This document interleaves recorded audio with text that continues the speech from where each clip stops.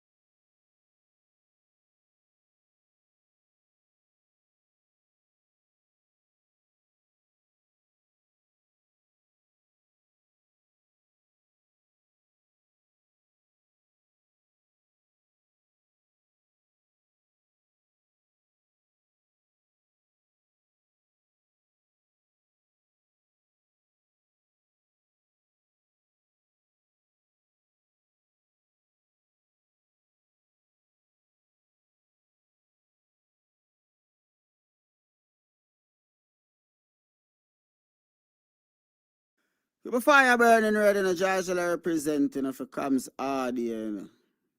Big up Kidaki, Buxton massive. Hey Babylon boy, you going like you like Camson. Red. Never joke, never joke, never joke.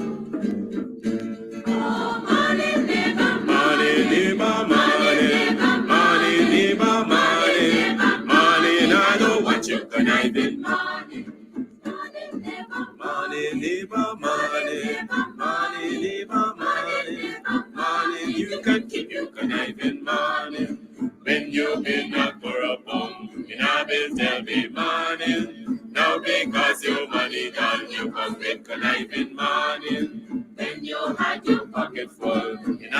tell me money. No, because you money, girl, you hustle for tell me money. Yes, money, neighbor. Money, neighbor, money. Money, neighbor, money. Money, I don't want you conniving money. Neighbor, neighbor, joker. Neighbor, neighbor, joker. Neighbor, neighbor, joker. That's all the money that we walk. A 2 pound note and a kill that piece. A 2 pound note and a kill that piece. A 2 pound note and a kill that piece. This is all the money that we walk. I said money, neighbor. Money, neighbor, money. Money, neighbor, money. Money, I don't want you conniving money. Oh, Joseph. Guyana and Guyanese, at home and abroad. Tune in to Guyanese Morning Time, hosted by Kadaki Amsterdam, where the sun always shines. Guyanese Morning Time, the people call it Guyanese Morning Time. Rhythm, Guyanese Morning Time. Intelligence and knowledge run the front line. We go again, Guyanese Morning Time. The people call it Guyanese Morning Time. Rhythm, Guyanese Morning Time. Intelligence and knowledge run the front line. We go again. We rise up early morning watching Tom's TV, where wisdom and knowledge, yes, it is the key. Exposing corruption over land and sea, where the wicked politician they try to trick me. Guyana is a land for everybody. With 6 races should live in harmony.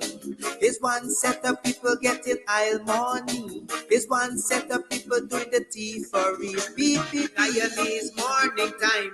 The people calling Guyanese Morning Time. Rhythm, Guyanese Morning Time. Intelligence and knowledge run the front line. We go again, Guyanese Morning Time.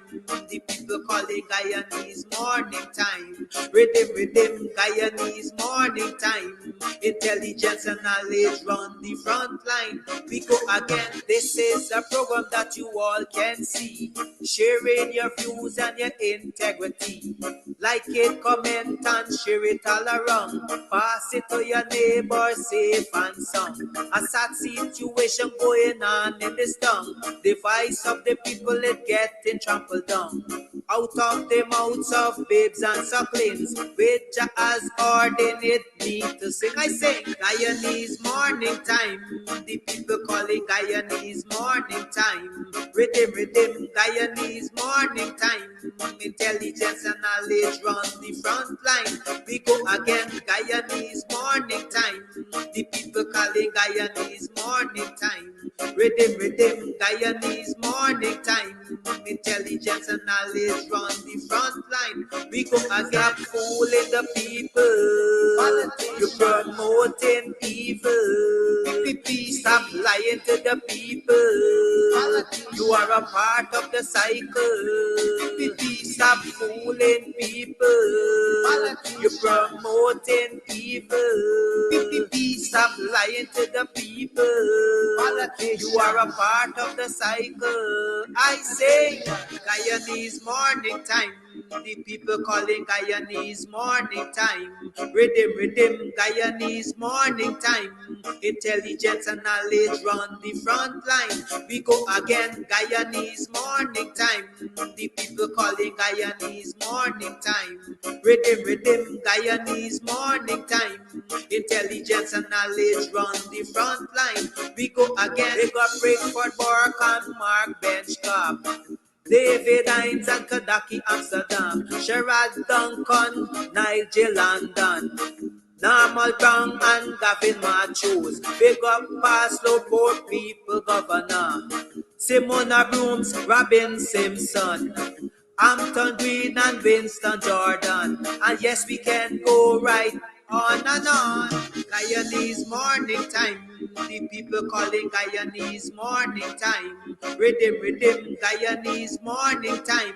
Intelligence and knowledge run the front line. We go again, Guyanese Morning Time. The people calling Guyanese Morning Time. Rhythm, Guyanese Morning Time. Intelligence and knowledge run the front line. We go again. The relatives and friends of young Wyndham Bacchus, they deserve justice. The family, the relatives and friends of our in Boston, they deserve justice. The family, the relatives and friends of Peter Headley, they deserve justice. And so when we say that Guyana is an apartheid state, we have the evidence to show.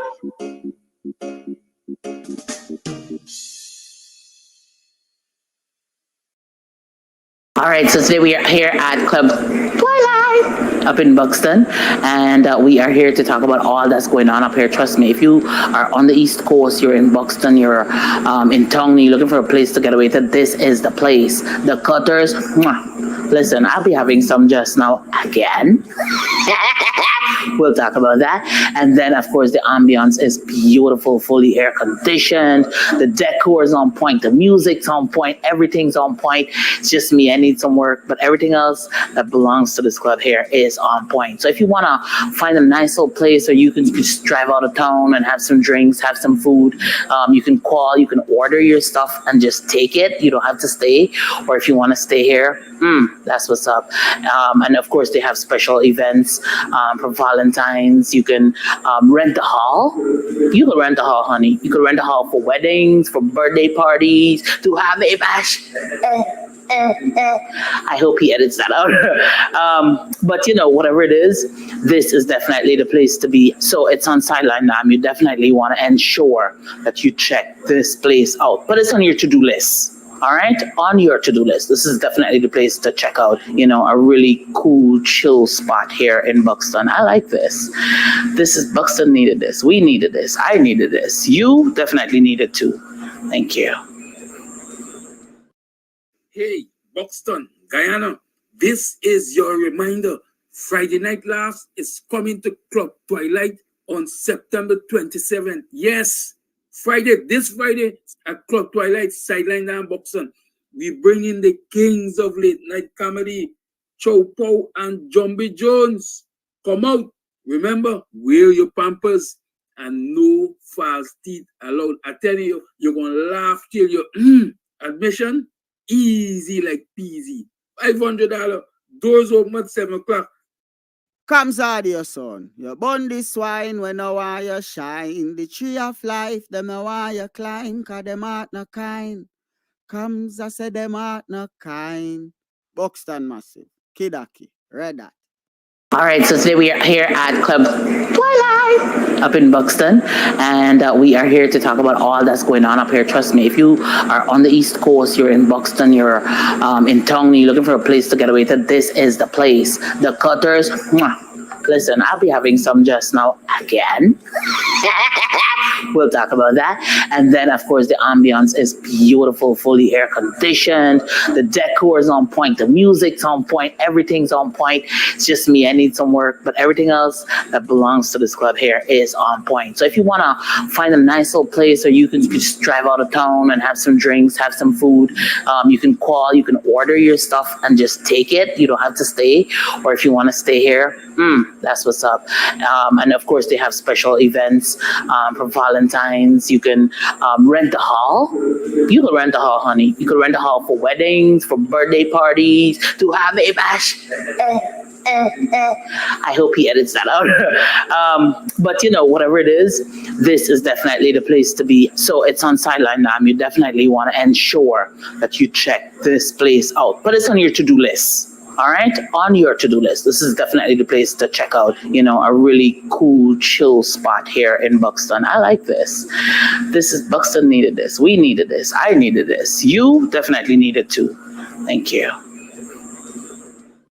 You can get meat anywhere, but for the best cuts of chicken, beef, pork, mutton, and lots more, check out T&W Harris Butcher Shop, located in the East Rheinveld Market Meat Section. Call us on 609-7168, 641-4494. Ask for Rastaman. T&W Harris Butcher Shop, for the best in fresh cut meats and lots more. Hey, Buxton, Guyana, this is your reminder. Friday Night Laughs is coming to Club Twilight on September 27th. Yes, this Friday at Club Twilight, Sideline and Buxton. We bring in the kings of late night comedy, Chow Pow and Jumbie Jones. Come out.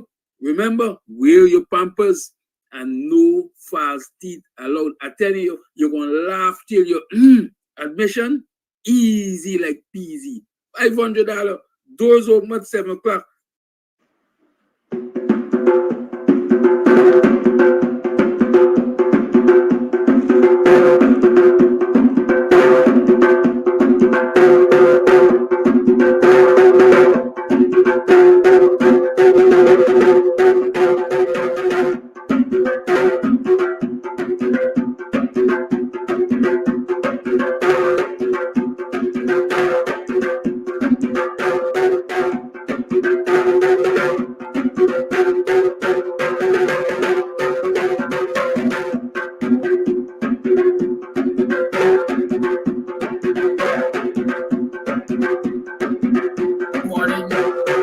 Mother is in custody for a black plastic bag found outside the boundaries of her premises by some banana plant with what appears to be Ziploc bags with weed inside. Am I responsible for what is outside?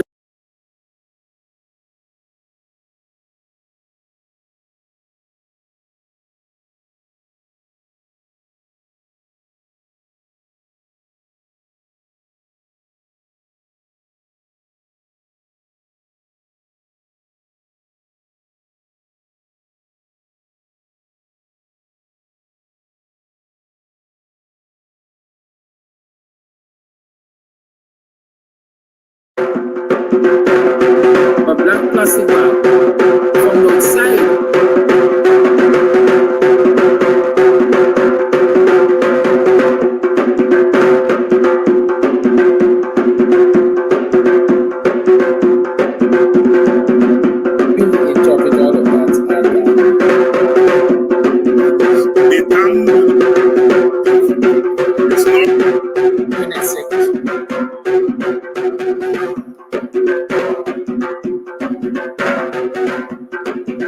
Yes, I was saying that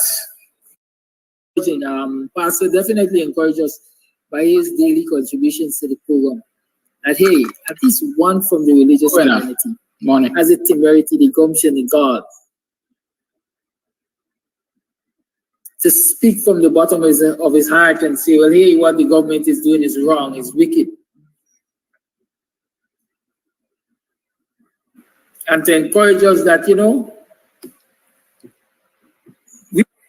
morning, neighbor, morning, are you morning? Welcome to another program of Guyanese Morning Time. It is 7 hours 28 on the 25th day of September in the year 2024. I am your host, Kidaki Amsterdam. Welcome to the program. How you been? How was your last night? What about you yesterday? How you got it? You got it locked up? How you rested last night? What did you achieve yesterday? How much did you achieve yesterday? How optimistic are you about today? What side of the bed you come off by? What side of the bed you come off of? You know, sometimes what people say dependent on what side of the bed you come off. If you come out the wrong side or the right side, there's the kind of energy you exhibit, you know. There's the kind of attitude you exhibit, you know. Yeah. Hey, Michael, what's up? Right? So what kind of energy y'all got this morning? Listen, I keep telling y'all, you know, but y'all didn't want to listen. I keep warning y'all, you know, but y'all didn't want to listen. I keep telling y'all all the time. Y'all don't fall for the PPP and the shenanigans, but y'all don't want to listen. Experience teaches wisdom. I did about long enough to know the PPP operates. Anything to do with the PPP, they like to talk with you in silence. But when I say talk with you in silence, what am I talking about? They like to talk with you out of the eyes of the public, out of the glare of the public. So whatever y'all discuss is discussed privately, and they tell you, you know, that there's so many non-disclosure arrangements, and that is how the PPP do business. I noticed that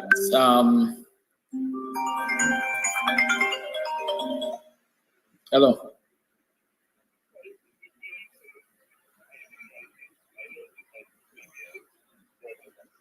Where's your email, man?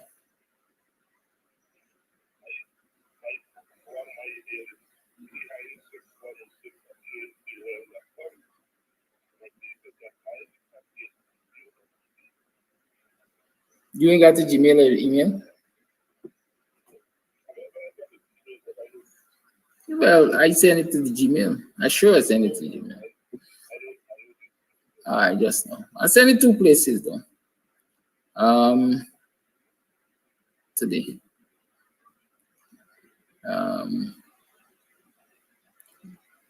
Let me see which one is this.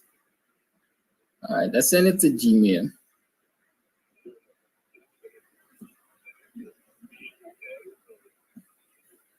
All right, I'm going to send it back. Good.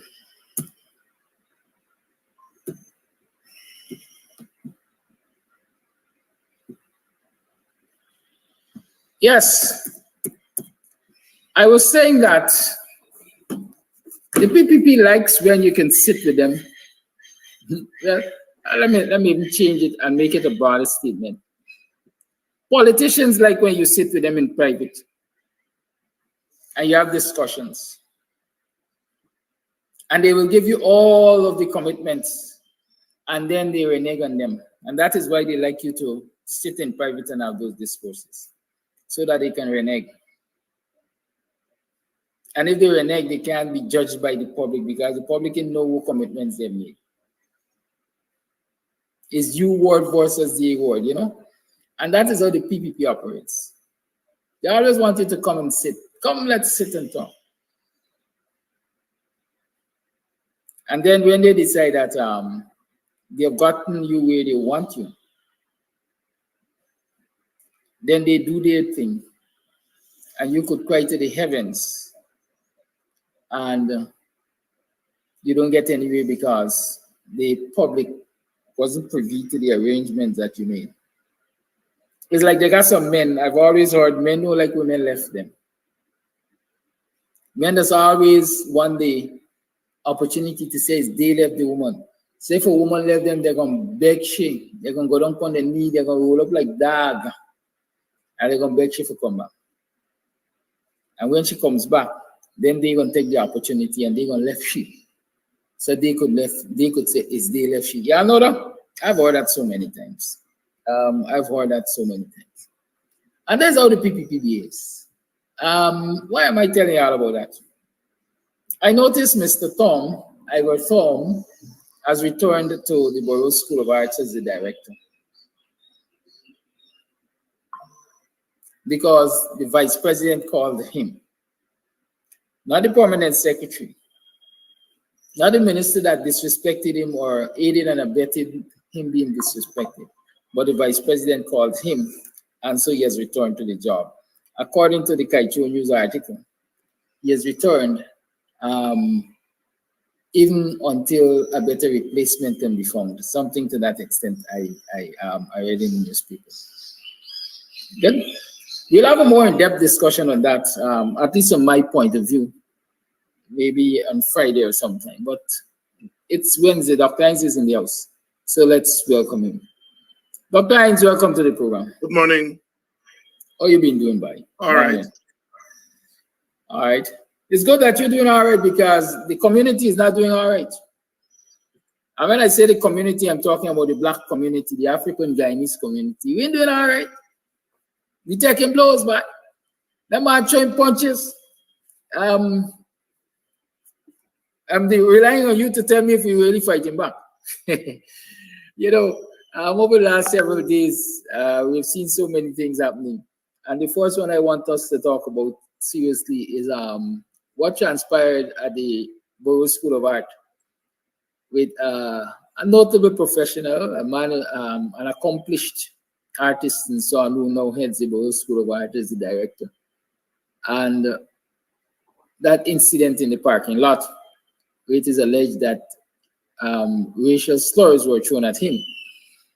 And on top of that, as they say, to add insult to injury, he was summoned to the Ministry of Youth, Sports and Culture by the minister and further berated, so much so that he resigned his post. Subsequently, I understand, according to Kaicho News, he was called by the vice president and reinstated.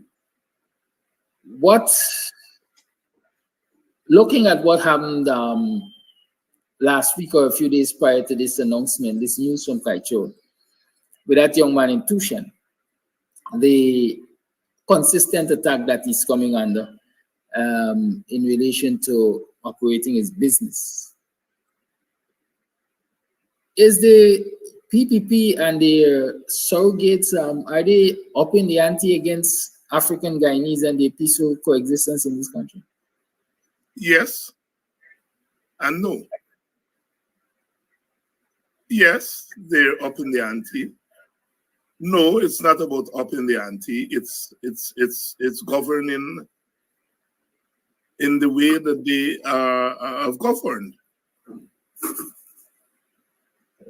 We are going to continue to see these incidents because they've become normative.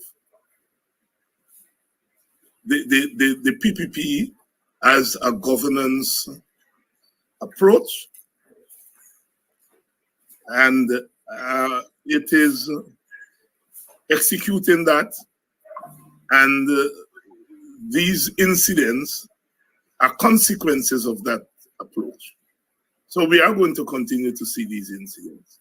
I'm sure there, on the day Mr. Thom became a victim, there were hundreds of Black people who were victims of racism in Guyana or racial prejudice. So no, it's not about upping the ante. It's about the consequences of the governance approach of the PPP. As we said, the PPP is an ethnic autocracy. And so you're going to have consequences of the autocracy, and a lot of those consequences will be racial in nature.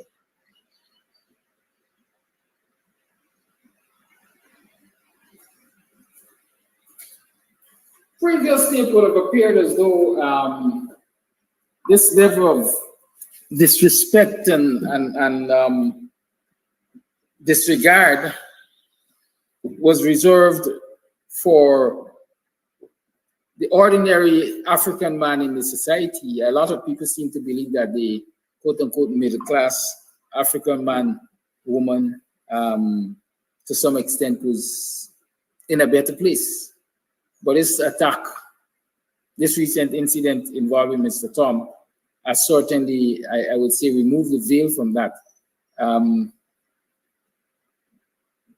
Is it now the time, do you believe it will contribute in any way to the Black middle class, African middle class, speaking out against these atrocities that many of them remain quiet about, thinking that they were safeguarding their jobs? No, I don't think. You have to be fair to people. People are not quiet because they want to safeguard their jobs. And secondly, racism don't know class. I remember when I was at college, Colin Powell came to speak with us. And he said, Eve must join Chief of Staff, the highest military job in the United States. He experienced racism every day. And he gave an example of going to Ronald Reagan Airport to meet somebody. And of course, he was proceeding to go through the VIP, and he was stopped by a young female worker, and he told her who he was, and apparently she didn't know who Colin Powell was. and he gave him a hard time until a supervisor came and they worked out the thing. Racism does not know class. As I said when Mr. Farm was sitting there and speaking to those people, their response to him was not a response based on his class, or his age, or his height, or his complexion, or his gender. The automatic response was a racial response, because that is the order in Guyana, that you're identified by your race first and foremost. And so therefore, when they found out afterwards that he is Ivor Tom, it didn't even matter, because the minister berated him. Maybe those people didn't know who Ivor Tom was, but the minister knew who Ivor Tom was. And so racism is normative. It's normative. Racial prejudice is normative. The ordinary person would engage in that kind of racial hostility because he or she feels empowered to do that. Feels empowered to do that. You see, where Black people have a problem is in not recognizing that racism is a cancer. I mean, they recognize that it's a problem, but they don't recognize that it's a problem that has gotten to the point where it consumes people indiscriminately. I don't think our people are there. There's a letter in today's paper by some person with an African name, Crandon or something. And he was responding to Lincoln Lewis's letter. Lincoln Lewis had a letter in yesterday's papers in which he said that the fact that the opposition parties are not yet united is not a good sign. That if they want to get rid of the PPP, they need to unite. And he made reference to my gesture in Buxton in linking the hands of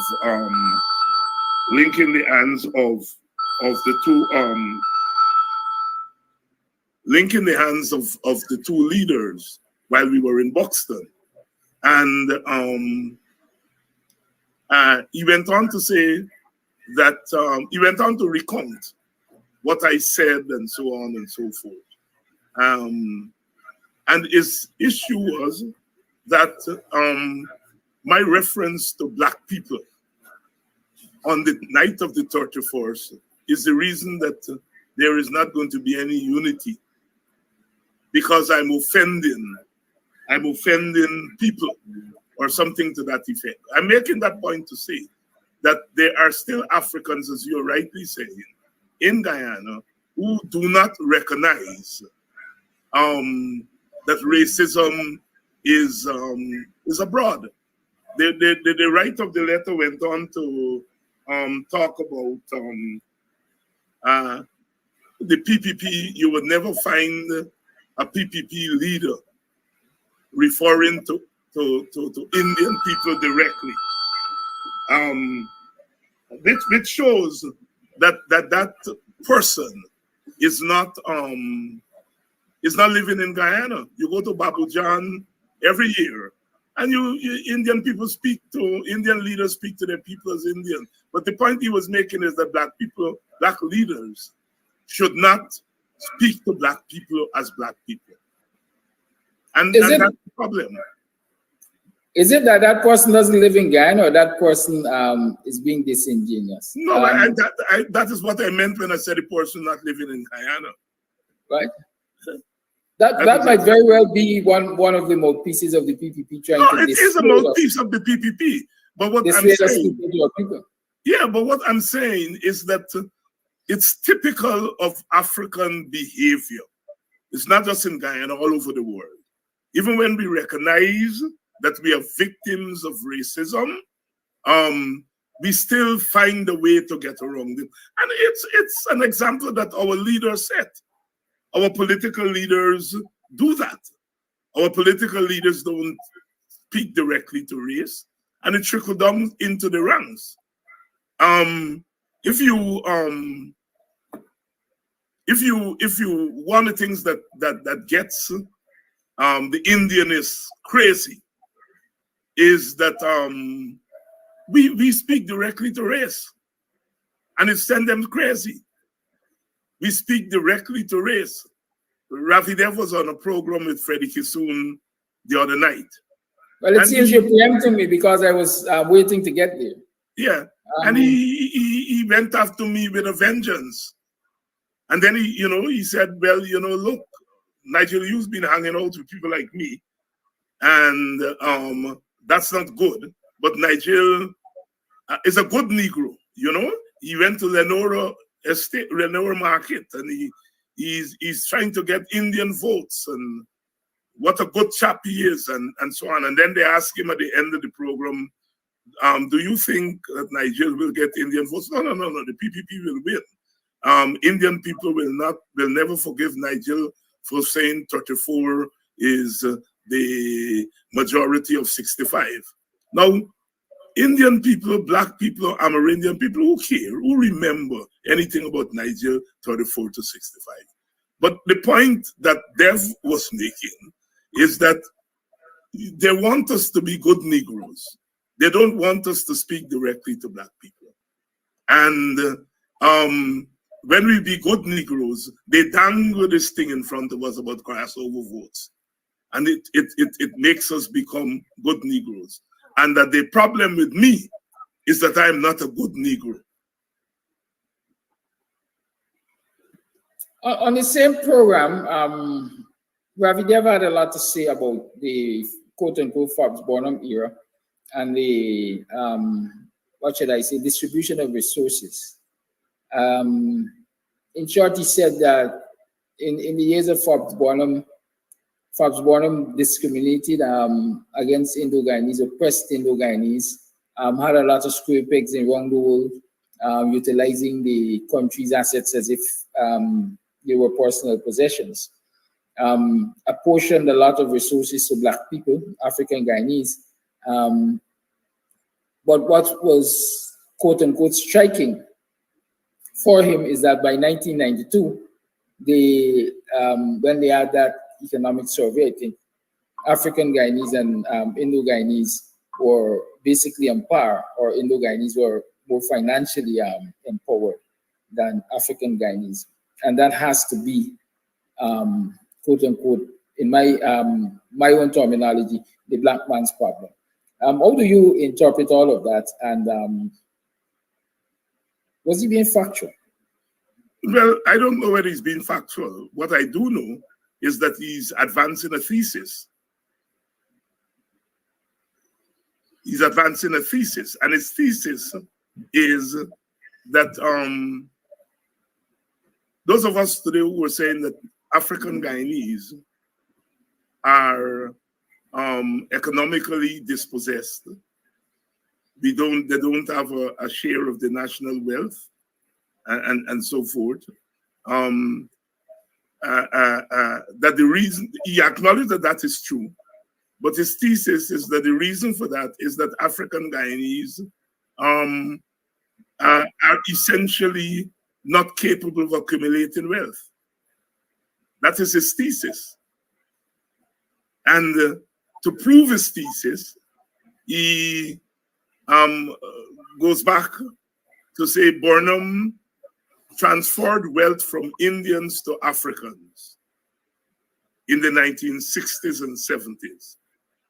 And after 20 years, in 1992, as you quite rightly said, reported, in 1992, Indians were ahead of Black people. So if wealth was transferred to Black people from Indians, the logic is that Indians should be behind Africans. And the fact that Indians were not behind Africans, it meant that something is essentially wrong with Africans. Because here is a government that took wealth away from one group give it to you, and after 20 years, the group is still ahead of you, then something is wrong with you. That is the thesis. And the thing that is wrong with you is that you are psychologically and mentally inferior to the other group. That is the thesis. Although all the things that you go wrong, that's the point he's making. Right?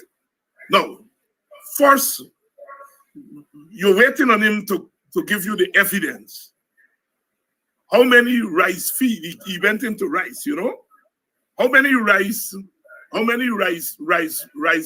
field or rice lands Burnham took from Indians, and who are the Africans he gave them to? Did Burnham take away rice from Black Bush Polder people and give it to people in Leeds or number 51, as the case may be? You're waiting on him to show where Burnham took resources from Indians and give it to Africans. And he couldn't do that because it's not true. And he went on to babble about Burnham setting up knowledge sharing institute and Black people being put in managerial positions in state entities. That is true. African Guyanese were in the majority of the management, and that is so because they were civil servants. Indians could not be a majority in the management of state enterprise because they weren't in the state sector. So Africans were put in the managerial positions in the state institute, the state enterprises. That is true. Does that amount to transfer of wealth to Africans? Does not amount to taking wealth away from Indians to Africans? Now, if Indians were in the managerial positions at Gaiba or in the state institutions that the PNC created, if Indians were in those positions and the PNC fired those Indians and put Africans, then you're talking about discrimination against Indians. At most, you can say it's discrimination against Indians. That never happened. They've never advanced that argument. He said Africans were in managerial positions of the state institutions, and that represented a taking away of resources from Indians to Africans. It's not true. And it could not be true. He's manufacturing something to support a thesis. And the thesis is that Black people are not capable of existing in a state of freedom. Prior to that, he had gone back to immediately after emancipation. After emancipation, we celebrate the entrepreneurship of Africans in buying land and turning them into villages. Ravidev said, no. He said, that's bad decision. They bought land and they planned food to eat. What they should have done, if they were sensible and if they could exist in a state of freedom, was to plant rice, like Indians. That is what that man is saying. That what we are celebrating as the height of entrepreneurship anywhere in the African diaspora, he's saying no, they make bad choices because essentially, according to Dev, Africans cannot exist in a state of freedom. He said, Desmond, I tell you that Friday night at Barama on the East Bank, people just jump over the paling to go and party. Left in walk, jump over the fence to go and party. And that is proof that Black people don't look beyond the horizon. That's the other thing. Black people are not capable of looking beyond the horizon. They live for today. They live for today. So it's a racial construct, racist construct that Ravidev has come up with, and using the flimsy thing that Burnham took resources from Indian and give to Black people as his evidence, and something that Aslan Paris tell you, and something that Desmond Hoy tell you. So next time you see an Indian jumping out, left in work early to go and party or to go and do what he do, that Indian has to be a black Indian. Because Indians don't left work early to go and party. Check the stadium today. So these chaps, you see, race, brother Kidaki and the audience, race is first and foremost a judgment on skin color. You make a judgment of the skin color. They're not capable of existing in a state of freedom. They're not responsible. They like party. They live for today. And you make that judgment, and then you justify it. You justify it. You see, when they came up with the race,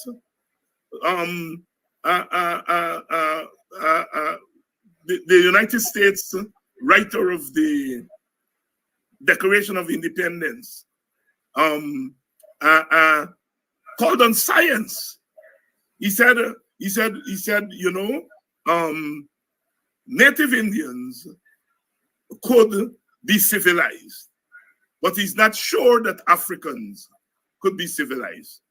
But he has science to prove whether Africans can be civilized or not. And of course, anything you have science to do, science can do. And they developed the science of eugenics that proved that African people were inferior. So that is the thing about race. You make the judgment, and then you find something to justify it. And that's what Dev and them are doing in Guyana. The reason they're not disagreeing that black people are behind, they can't disagree that. Because first they used to tell us, they used to ask us, where the evidence? Well, now we have produced the evidence. And they said, okay, you produced the evidence, but your conclusion from that evidence is wrong. That black people are in that position, not because of the system. The system can do them nothing. Not because of an Indian government or a black government or any government. The government can do them nothing. It is because of choices they made. And they made those choices because they are mentally and psychologically inferior. That is the conclusion that man is making. And he's angry at me because in the process, what they do is they muzzle black leaders who are afraid to talk about race, who are afraid to call it what it is. So they muzzle them. The point is that they can't muzzle me. I am in a political party and I should moderate and I should this and so on. And I said, go to France. I am not. And so that's the big problem with me, that I am not a good Negro. You're not a good Negro. In the same discourse, the argument was made that those Africans who were put in managerial positions and so on, first and foremost, they were square pegs in round holes. And secondly, they misappropriated state assets, personal enrichment and so on.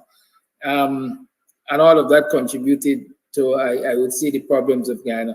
I'd be seeing, if we were to make a comparison, the same kind of behavior that Ravidev points out as a problem for this country being perpetrated and perpetuated by the people. Yes, but remember, Kiraki, those things are not the problem. Those things are, as I said, the important thing about what Dev is doing is not those kinds of things, because one can quibble over whether there was corruption under Burnham, and there's always corruption in government. The key point is that black people are inferior. That is what we need to hammer every day, because that is what they are saying. You find square peg in wrong hole in any government.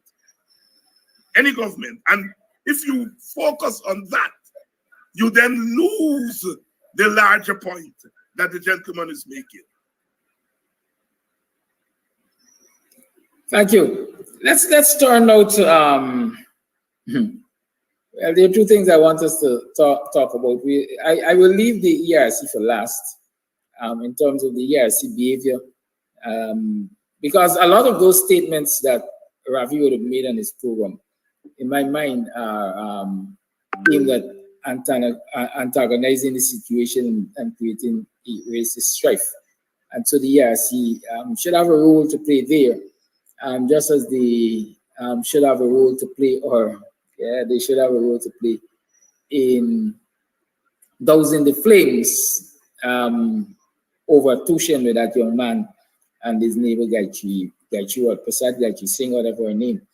But Dr. Hines, somebody sent me a clip last night of Jagdeo cussing out African Guyanese leadership. In short, he says that African Guyanese leaders, especially in the PNC, and so on, behave as though they own black people.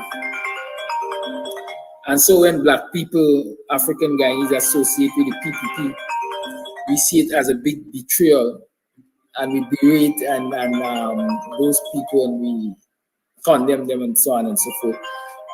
But the African Guyanese leadership has not, over the years, done anything to empower the African Guyanese citizens. I want you to analyze and respond to such. There's nothing to analyze there.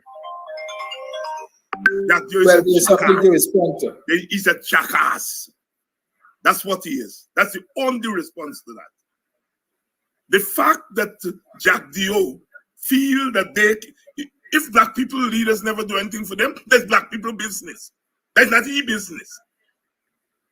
If black leaders fail black people, that is black people business. Black people, that is not his business. He got to worry about his people.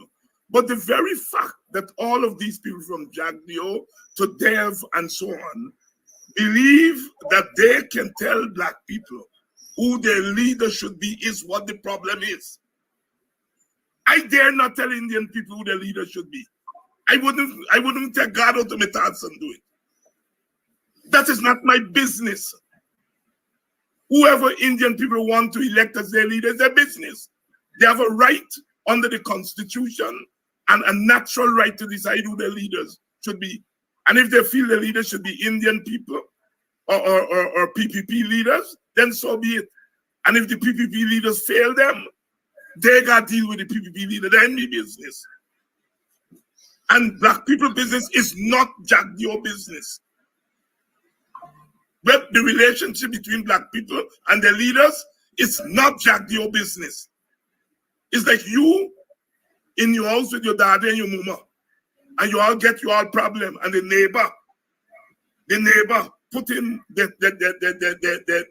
self as part of it. No, he's a jackass. But are there African Guyanese, especially young African Guyanese, who are buying into this this narrative? I do not know. And what impact? If you're asking if there is the possibility that some African Guyanese opportunistically will repeat that narrative, that is true. Whether they're buying into it is another story. How dangerous is it? What do you mean dangerous? How dangerous is the repetition of that narrative, the acceptance of that narrative, the circulation of that narrative to the quote-unquote unity of African Guyanese, especially in the time when we're saying we need that unity to remove the PPP from office? Marcus Garvey once asked black people, "Black man, where is your God? Black man, where is your God?"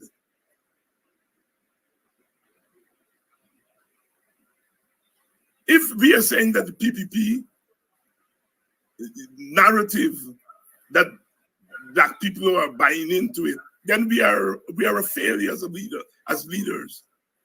We are a failure as black cultural leaders and political leaders. We are a failure because part of what you do in an environment of racial competition and racial suspicion is that you have to be able to influence your group.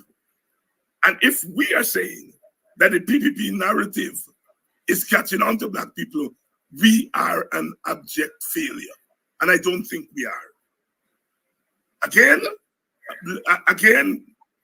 if you notice, any program those guys have, including that program the other night, they start with David Hines, they cite David Hines throughout the program. You know why? Because they know that I am getting into black people's head. So don't fool yourself about black people buying in. Think about black people buying into we message. Look, guys, recently I got a report of Jaglio going into, well, let me say the PPP going into, I think it was Oaktown, and quote unquote rallying a set of young people with promises of scholarships, etc., taking them perhaps to Babujan for some kind of conference or whatever they call it, and I would say indoctrinating them. Is that an example of cultural leaders failing? I don't agree with your conclusion about indoctrinating. I don't think PPP can indoctrinate black people. I really don't think that. I think what you're seeing in a relationship between some black people and the government is a transactional relationship. You're the government, you have resources, you bring the resources. You want me to go to a meeting, they engage in it's a transactional behavior that we may be stretching to say it's indoctrination. I do not think it's indoctrination. I think it's a transactional behavior. And when you engage in transactional behavior, of course, you're being opportunistic. And there are going to be some. Recently, I saw utterances via, I think, the Kaito News that saying, listen, the FC believes it can win the election on its own. And I also saw the PNC saying something similar. We have been talking about the need for coalition of a coming together of all the opposition parties, a coalition of the opposition parties, even leading up to the election. A national, an opposition front, if I can call it that. And more specifically, we've been saying, WP has been saying, listen, we believe that the way to go is coalition if we really want to remove the PPP from power.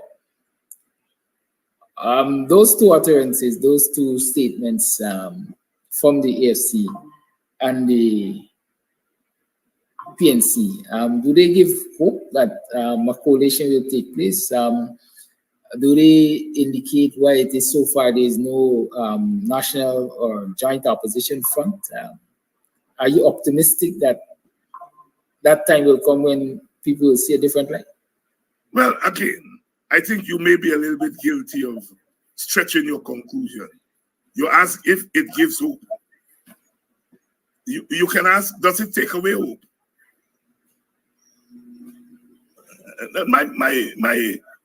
Mr. Norton said very clearly that he prefers to go into the election as a coalition, but the PNC could be the PPP. I think that's a fair statement coming from a big political party. A big political party can't say I will lose the election. They have to say I will win the election. But the man prefaced that by saying that he prefers to go into a coalition. It is up to us, the analysts and the journalists, to interpret what the man is saying. Not to give a skewed interpretation. He said two things. I would prefer to go into a coalition and I can win an election on my own. The two things may sound contradictory, you know, but the Marxists will say, no, it's dialectics, the equal of opposites, right? And it's up to us to interpret. I think North has made it very clear that he's for coalition, all right? I haven't heard Nigel on that issue recently. I plan to invite him to my program and I will discuss that issue with him public because I don't think he has been challenged on that issue. He says coalition discussions may come later.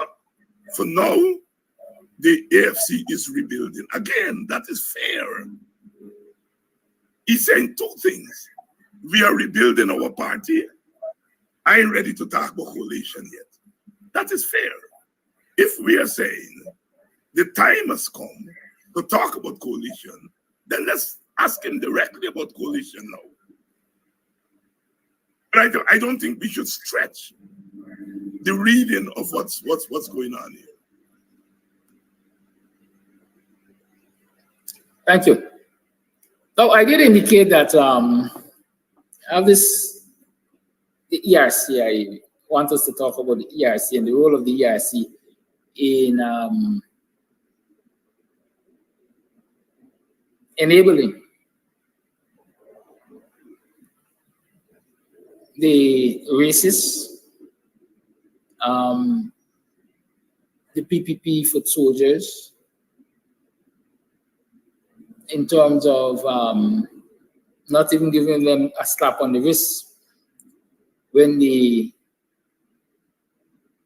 spew a lot of the racist insensitivities, as the government sometimes would put it, things that will likely create racial tensions and so on in this country. We spoke at length about Rafi Dev and Freddie Kissoon on that program.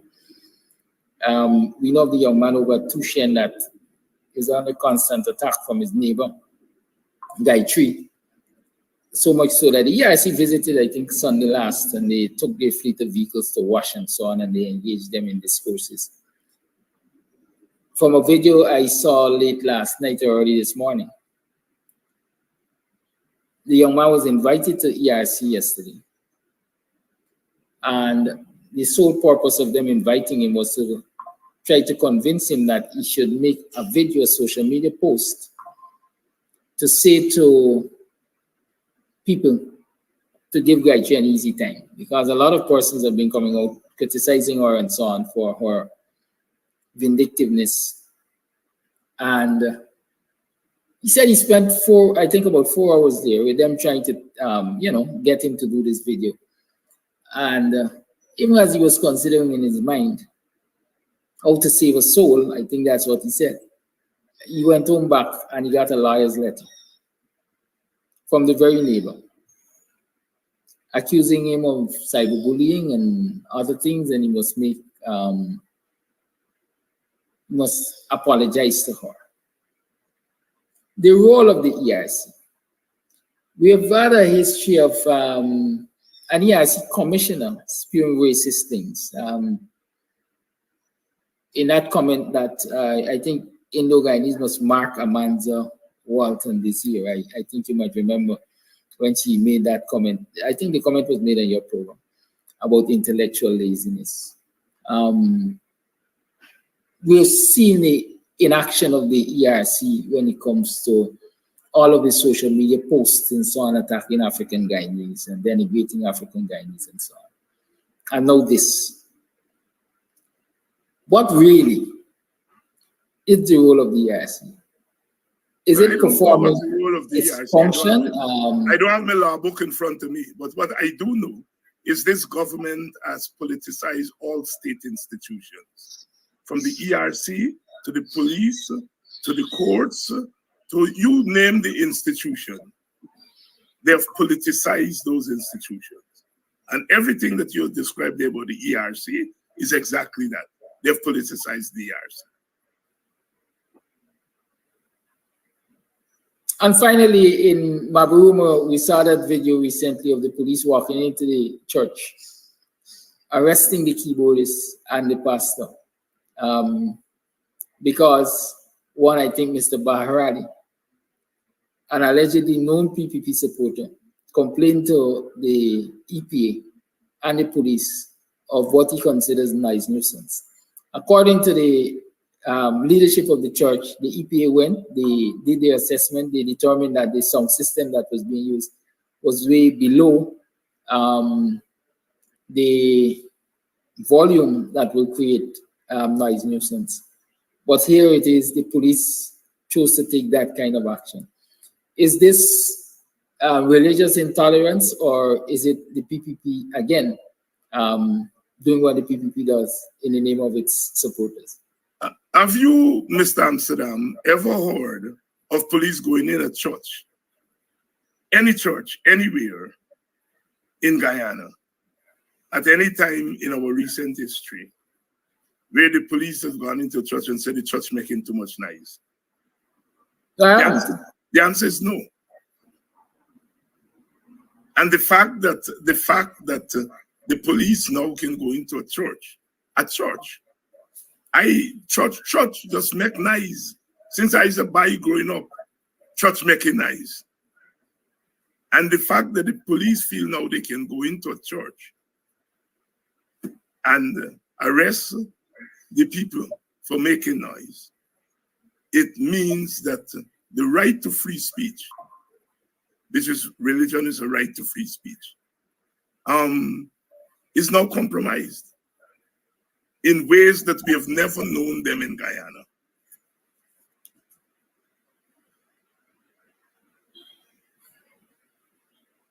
Thank you. It's 16 minutes past 8 o'clock. I'm going to open the lines now. Anything you wish to address that I haven't brought up?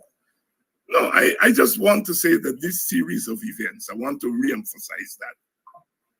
This series of developments from the boy in Tushen to Melly Mel Mother to Ivor Thumb, this series of developments to the thing in Mabaruma, Northwest, they where they go in the church.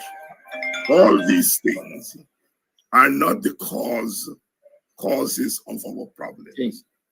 These things are consequences, the symptoms of the larger problem. The larger problem in Guyana is a problem of autocracy and authoritarianism and racial domination. And when you put the two together, racial domination and autocracy, you have a very, very, very dangerous group. And Guyanese can be assured in the coming days and months, you are going to see these developments. They've been happening. It is just that the ordinary people ain't got the voice to come out and say this is what is happening, either through fear or they just accept it as normative and they move on. But with social media, now more and more of these things are coming to light. So it is not the issues, the developments, that are the problem. The problem is the mode of governance and the governance system that we have in Guyana. Thank you. Caller, your life. Dr. Hines, good morning. Good morning. God bless you. Dr. Hines, on your program, I think it was night before the last, you asked that we African Guyanese should get them. And I told you, I've vexed a long time, since 1992. I want to speak specifically to that issue that's going on in Tushen. You know, that's an issue that I've grown up with. Growing up in East Orcas Front. You know, and I always say that racism in Lenora, racism in Buxton, racism in Corberton, Rosa, wherever you want to go, it's racism anyway. And you can see it. You don't need candlelight to look for racism in Guyana. It's there, it's clear. You know, the one thing I want to talk to that brother Kelly, he needs to be very, very careful. My father in 1989 had a very, very similar situation, and he was handed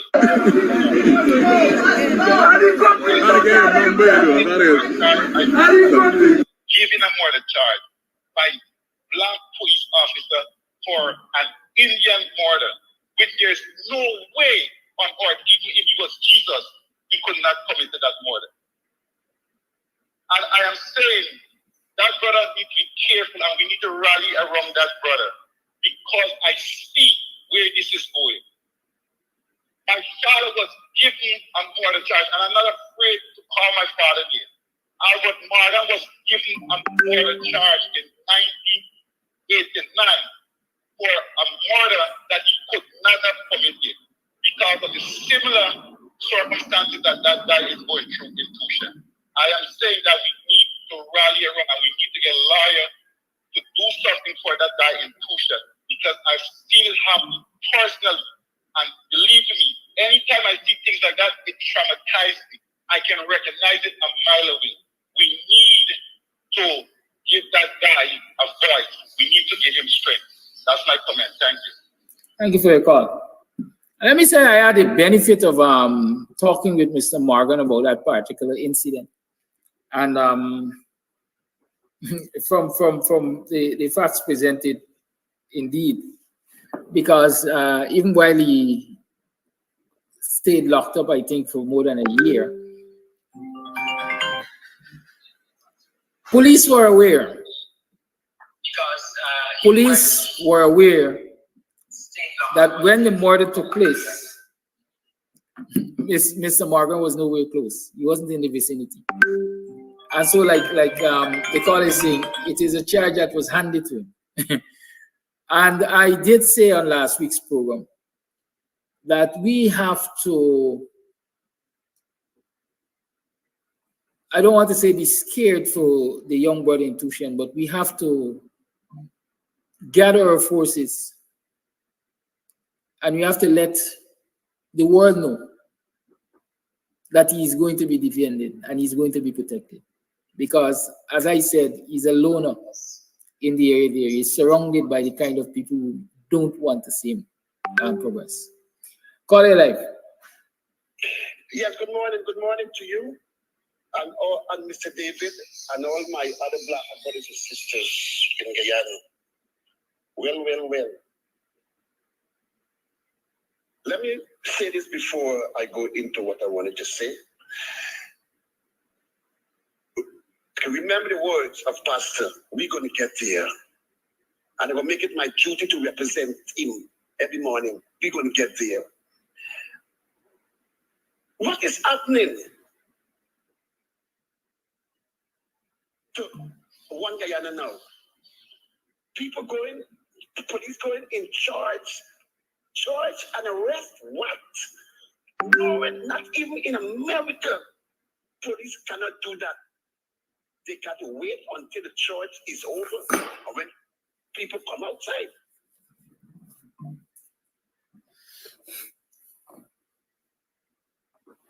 You lost that call? Let me tell you that right now, the protest is on in front of Doris, or Doris, whichever the place is. Hello, can you hear me? Yes, we can hear you. Yes. Can you remember when a young lady sent you a video that she little black son, let me use the word black, cannot sleep, cannot be over 1 o'clock, you got to sit down and punish. And it's nice in that area. No police never go and stop that music. No police never go and report. ERC never said no police to arrest nobody.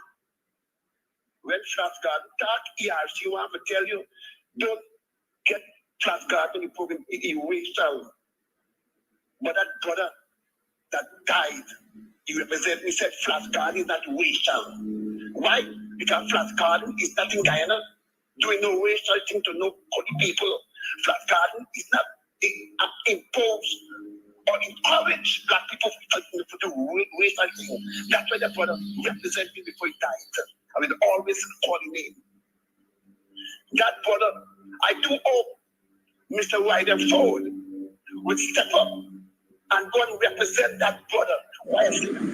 Because when Mark tell him that Auntie Data was in Georgetown looking for a lawyer and she can't find a lawyer, well, Georgetown have about 50,000 lawyers. Are you still there? Yes. And go and see what you could do for Auntie Data. He said, all right, Mark. And he said, Mark, don't forget, I was there when Auntie Data was making a video. We'll talk about that tomorrow. The problem with we today in Guyana, we're not representing these words, love, unity, and support. The Kodi people that represent up and chat. The Kodi people that represent Kodi for Kodi, and no matter what. He are saying disrespectful guy for calling, for telling what. Like when they invite you there. They are here represent Kodi people that make when the government change, that office must not, that app must cancel, and taxpayer money must not go into that office. Let me bring something to black people, my black brother and sister. I hope the opposition leader is listening. Listen to that news yesterday from Mosley. When the white man now turn around now, what to put them in office from England, the ex-high commissioner. He said that the Guyana government have to be careful. We like to call explain the people. Must be careful of Capricorn leaders because they don't have interest for the Guyanese people who said for black people in Guyana. They have interest for their own self to be benefit of a black man punishment what they call you to black men. If I listened to that news yesterday afternoon, he said Guyanese have to be careful. You have to rally behind those who rally behind you, those countries who rally, not those.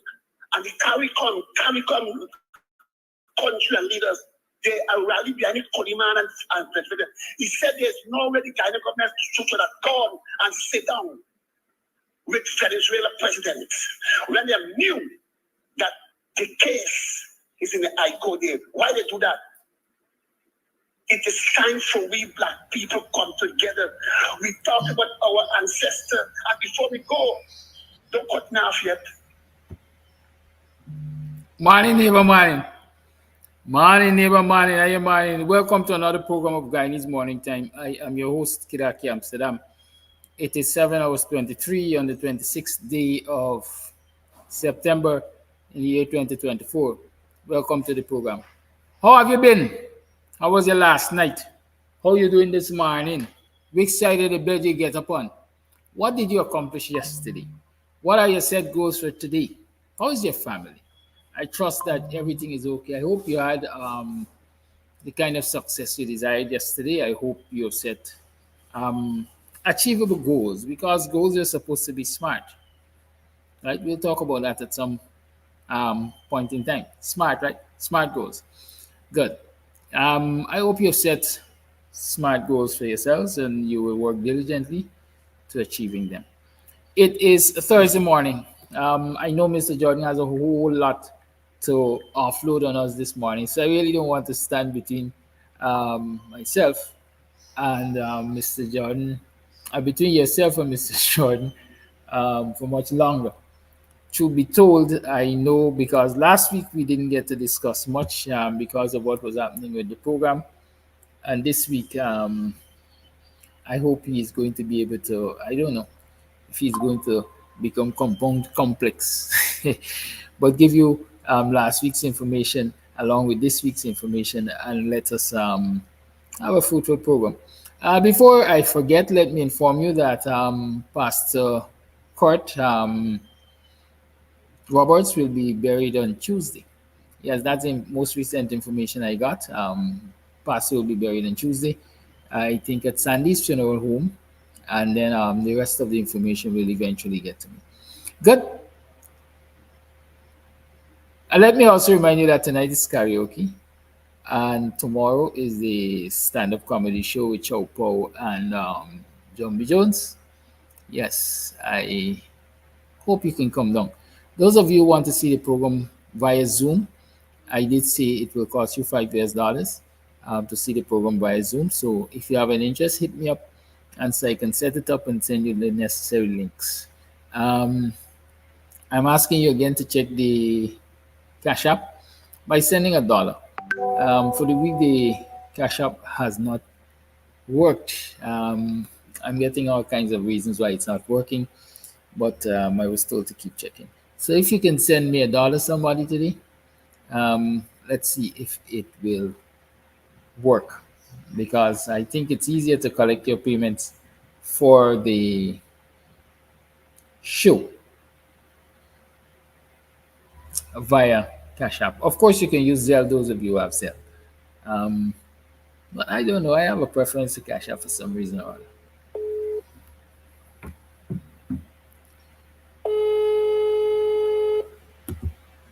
Hey, Buxton, Guyana, this is your reminder. Friday Night Laughs is coming to Club Twilight on September 27th. Yes, this Friday at Club Twilight, Sideline and Buxton.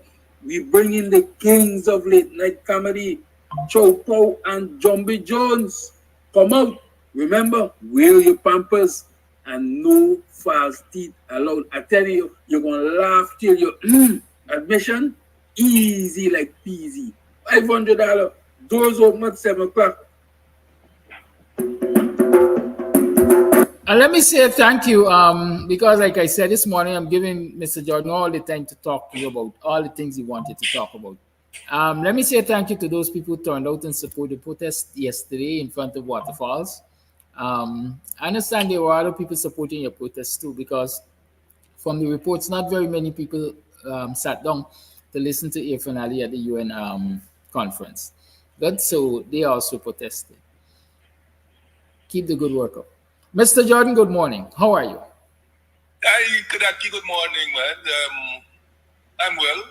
Glad to be waking up in the land of the living. Very well. We have to be thankful for that. Yes, at times like these, it is nice to remember Desiderato, as I said, with all his sham, drudgery, and broken dreams. It is still a beautiful world. Indeed. Isn't that so? Certainly it is. Certainly it is, yes, because some didn't make it. You know, a good friend of mine who worked with his wife at the Ministry of Finance, Maxwell Jackson, former lecturer at UG, died. You know, he was the head of the Faculty of Technology, I think? Technology, that's right, that's right. I don't want to misspeak and say that he's Buxtonian, but he has Buxtonian roots. That's good. That's good. His sister, Miss Jackson, as we call her, is a former head teacher and so on. So I know the family very well. Right, yes. right. Yeah. Was sad hearing, man. You know, every time you either you wake up, you listen to something, or somebody pass up message or so on. You know, it's somebody else who was died. So yes, indeed, it's good. It's good to be waking up in the land of the living. You know. Before I get into my usual, I want to observe a couple of things. And one, the first is that I was extremely pleased to read a couple of days ago that the court under the new Judge Graham, I think is her name, made some orders in relation to disclosure in that New Demerara Harbor Bridge, where the property owners have been. Just give me 1 second, yeah. Okay, sure. Yeah, this is.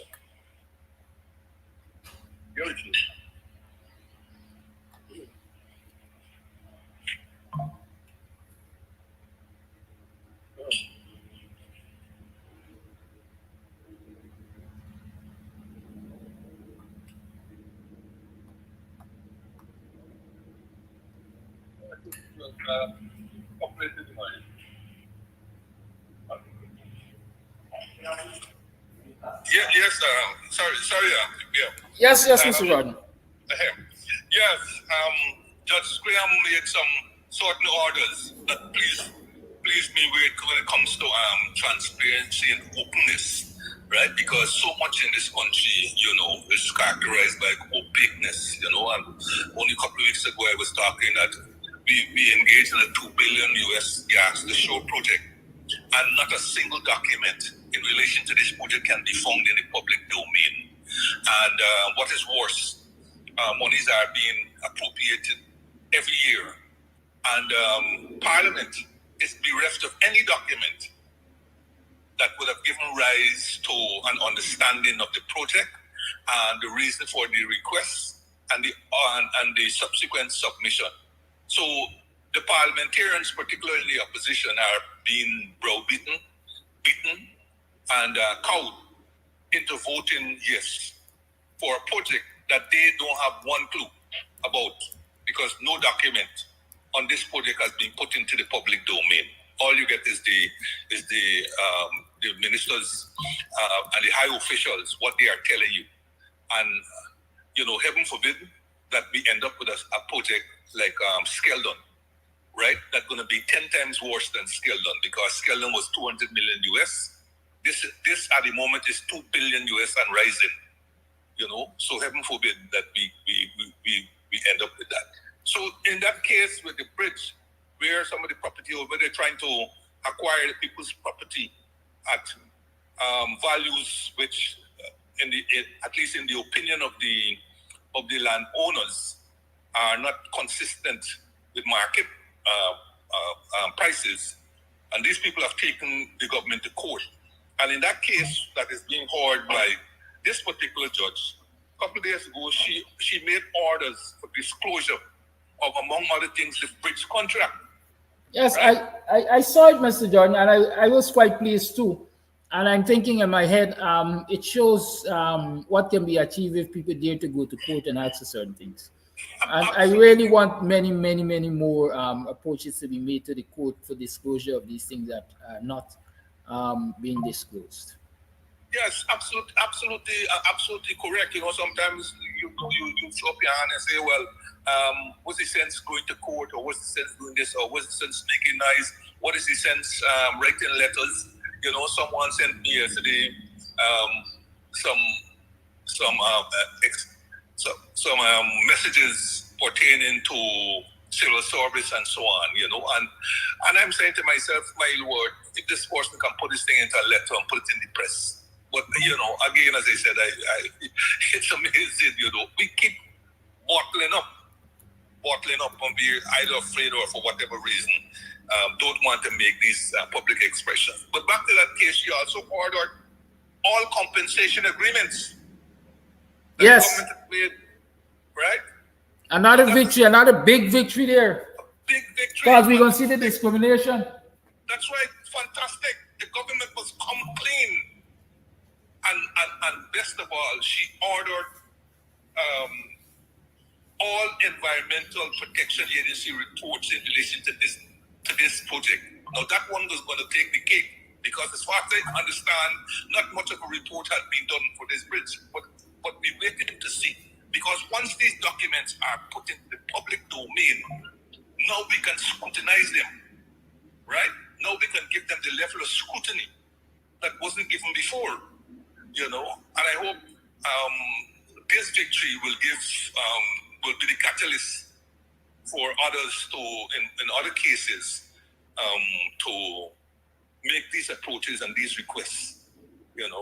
I know it's a very costly exercise, and perhaps we should be approaching someone, those big donors and so on, to set up a little fund or something, or in Guyanese, to set up a fund that can be tapped so that we could make more approaches to the court, because it's not easy going to the court. And if you lose, you have to end up paying huge court costs. And that is something that backs people from going to the court. Because, even though you may have a good case, it doesn't mean, a good case is not necessarily won. It is how it is argued and what is presented and all this kind of story. And then ultimately you lose, you have to pay court costs. Which can be a lot. And yes, it will back a lot of people. But I am saying this is a really big victory. It went unnoticed and it went uncommented, but I thought I would bring it to the front. Thank you. Another observation. I don't know how many people passed the presidential secretariat recently, but a couple of days ago, I saw them repainting the presidential secretariat. Right. Can you imagine? I saw nothing wrong with that building in terms of the aging of the paint and so on. Actually, I was marveling at the paint because it didn't seem to be peeling or so on. But there they were yesterday. I mean, yesterday, I think a couple of days ago. Well, they will be there today. also vice president, painting the building in white. I tell you, there they were painting the building in white, right? Now you have Priscillian Road, which is heavily trafficked. You have South Road, which is heavily trafficked. You have Regent Street, which is heavily trafficked. All four streets that essentially that building, I don't want to say borders because it's not bordering Regent Street, but it's close. The whole that in close proximity to. Regent Street. Are you painting the building in white? Yeah, the dust trap. You know, but you are saying, well, in fact, so if it's not the painting, we have to wait until the building is finished to see what are the colors, because some people are suggesting the main body might be white, but the borders might be black and red. You never know. Or gold, right? So we have to wait and see, because this seems to be the case with the infrastructure that this administration is building, repairing, repainting, or tampering with. Essentially, the roads are and the medians are either red, black, and gold, which of course are the colors of the German flag, and which just so happen to be the colors of the PPP flag, so to speak. But that aside, here's a government always claiming that it can pay increased wages, it can't pay increased salaries to teachers, the nurses, the doctors, the engineers, the public servants in general. And we have money to waste at this time on a non-priority project called repainting of the presidential secretariat, right? Just because we want to stick it to the coalition, because they paint the secretariat in as light as you can get of a green, because you could hardly even figure out that it's a green painted building unless you look at the borders, because the borders were a heavy shaded green, forest green if you want to call it. But the building itself was a mild green. You could hardly have seen it, but they were bent on repainting that building, right? And they went ahead at the time when they claiming that they don't have money. So again, as I said, those things pass, and the likes of the teachers and the trade unions and so on, they allow it to pass. They don't even make a passing comment on the fact that here you have these projects, and we are going to talk about some more of the projects that are just wasting our money and so on. So I thought I would bring up those two that I saw that we can move straight back to the issue of the half-year report. And last week, I'm sorry, I was talking about the fact I had reached to the point where I was examining the growth. The half-year growth they said was 49. I think the half-year growth they said was 49.7%. Right, that the economy had grown by 49.7%. Another year of substantial growth in the economy. Fuel, no pun intended, by the petroleum and gas subsector. And as rapidly as we can think, this country has now been overtaken literally in the same way that it was overtaken when sugar was king. It has now been overtaken. It has now become an oil economy. Literally and figuratively, it is an oil economy, because when you look at what they call it in the non-oil sector, right, that is being dragged. It is growing, right? It is growing, but it is growing, as you can see, because of the ancillary activities of the oil sector, right? So notwithstanding the huge sums that are being poured into sectors like agriculture and so on, the response really is not what they have been ventured. I think a couple of days ago, I saw it's not in the report. There's something that said that the government had already achieved 15 of the 25% because they have some CARICOM goal of 25 reduction of import bill by 25% by 2025. You know, CARICOM and the United Nations, they are the same when it comes to these lofty goals and sloganeering and so on. 25 by 2025, without even understanding the whole complexity, of economies such as ours. The heavy dependence on imports because of the tourist sector and so on. You can try to reduce that bill by 25% by 2025. I don't know what it is that you're going to be giving the tourists, right, who are accustomed to and demand in many respects. They have hot dogs and they hamburgers and all these things. Yeah, they may show some interest in domestic foods, Creole foods and so on, a little bacon shark, and a roti and a curry and so on. But they're not about to do it every day, right? They're not to climb into that adventure every day, so to speak, and they will quickly revert to what they know best. You see? So when they come out with slogans, it sounds good, 25 by 2025. It sounds good, but in reality, is it achievable? And they're soon finding out, right? Because you got other factors like natural, earthquake, hurricane, floods, and whatever else that can quickly destroy our little pleasant agriculture that we do mostly in Caribbean. All right? And of course, man-made factors like resources made available to the finance sector, and all these kinds of story. And of course, in the case of Guyana, right, an enclave sector like the petroleum sector that continues to draw labor, particularly from the agricultural sector and other sectors, such that you end up getting quote unquote labor shortage in the country and so on. And of course, it brings its own culture with it, right? Brings its own culture, so that people bring their own tastes and the foods that they like and so on. And so your import bills suddenly goes up tremendously, reflecting these imports that you bring. You go, as you well know, that you go even to those, I don't know, I saw a big Chinese supermarket right in front of you there in Buxton, but they're all over the place. But that is not the point. The point I'm making, you go to a supermarket, and see the goods that they are importing. Go to the big ones, the real big ones, and you see. I saw a little clip, I think it's yesterday or the day before, of a commentator on the CPL. He was in a supermarket, and I'm not sure which one.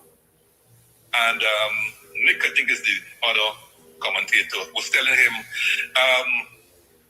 have you seen any one of your cheese that you're looking at, New Zealand cheese? And he looks and says, yeah, New Zealand cheese. There was a whole array of New Zealand cheese in the supermarket. And that's just one of the many imports, right? So rather than declining, those imports are growing at phenomenal rates. And as you could see soon, you can see its impact on our foreign exchange and so on. So agreed that the economy is growing, and it's growing at these very high rates as such. All right? But isn't it a scenario what you may call the paradox of plenty?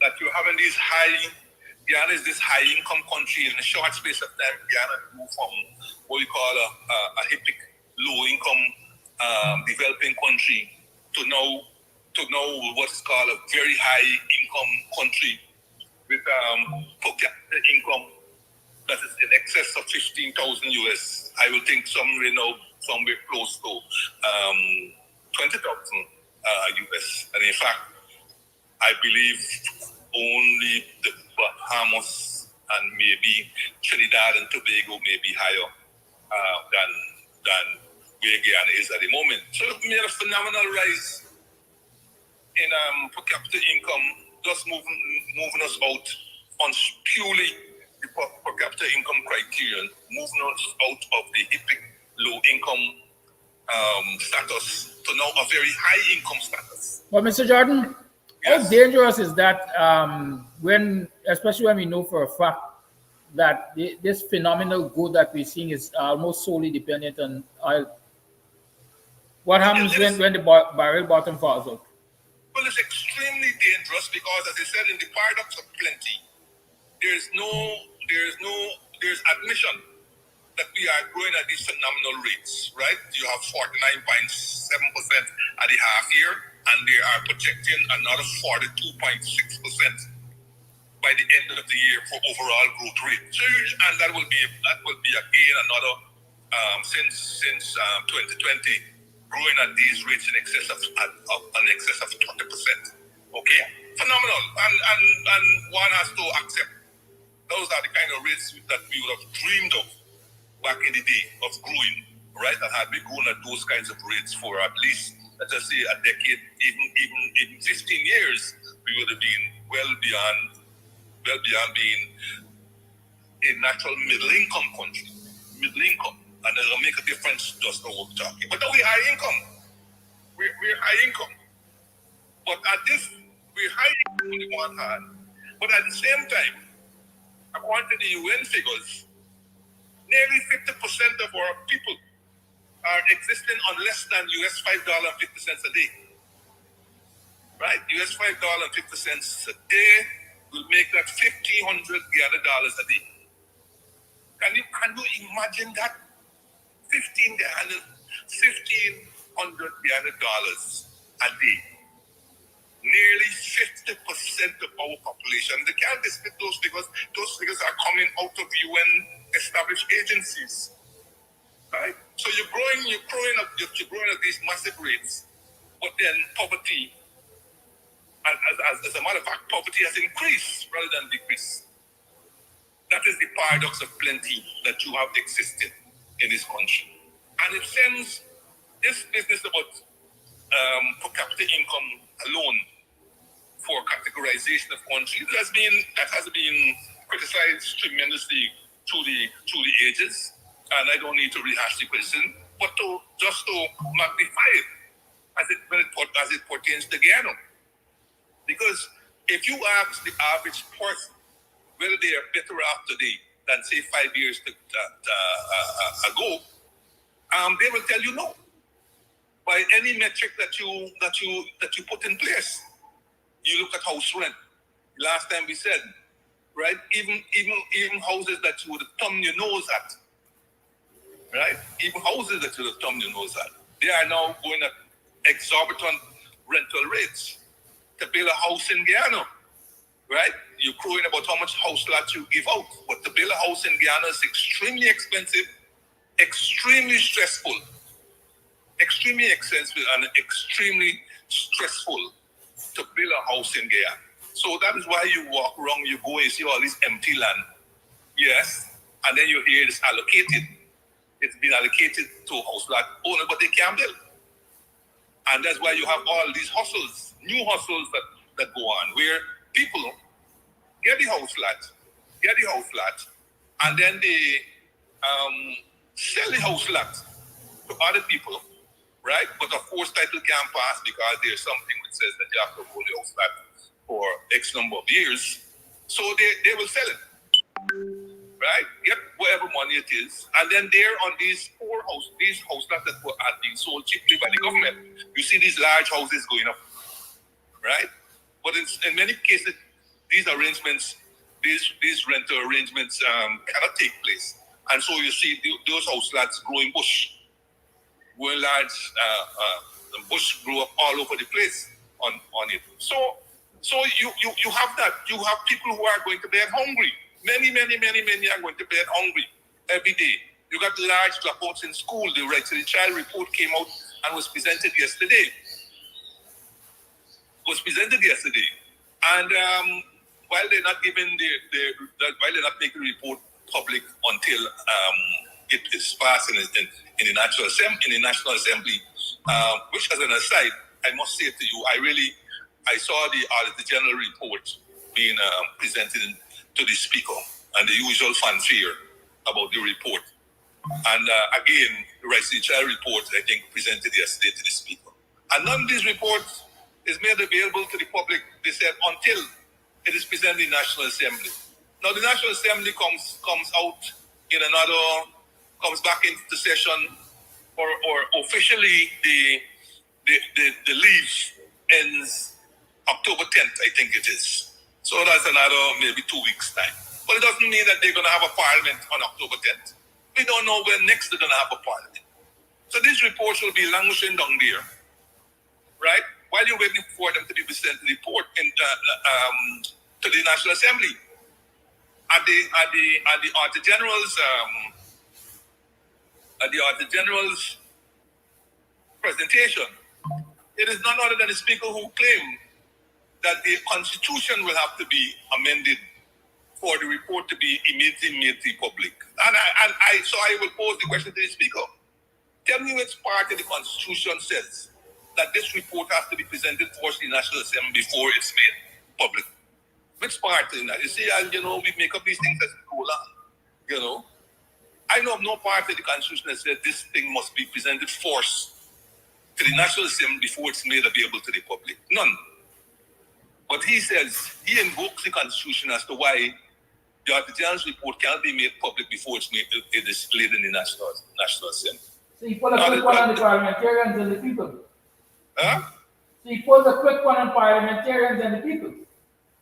Yeah, and in fact, I think it's kudos to John Mills-Figueroa who raised this matter, saying, well, he didn't query, which part of the Constitution, but he raised this matter that the report should be made public. The reality is that the Auditor General report is not debated in Parliament. It is laid in the National Assembly, and then everybody gets their copy, and that's the end of the matter until the report is raised in the Public Accounts Committee, where it has gone through a fine-tooth comb. But it is not debated in the National Assembly.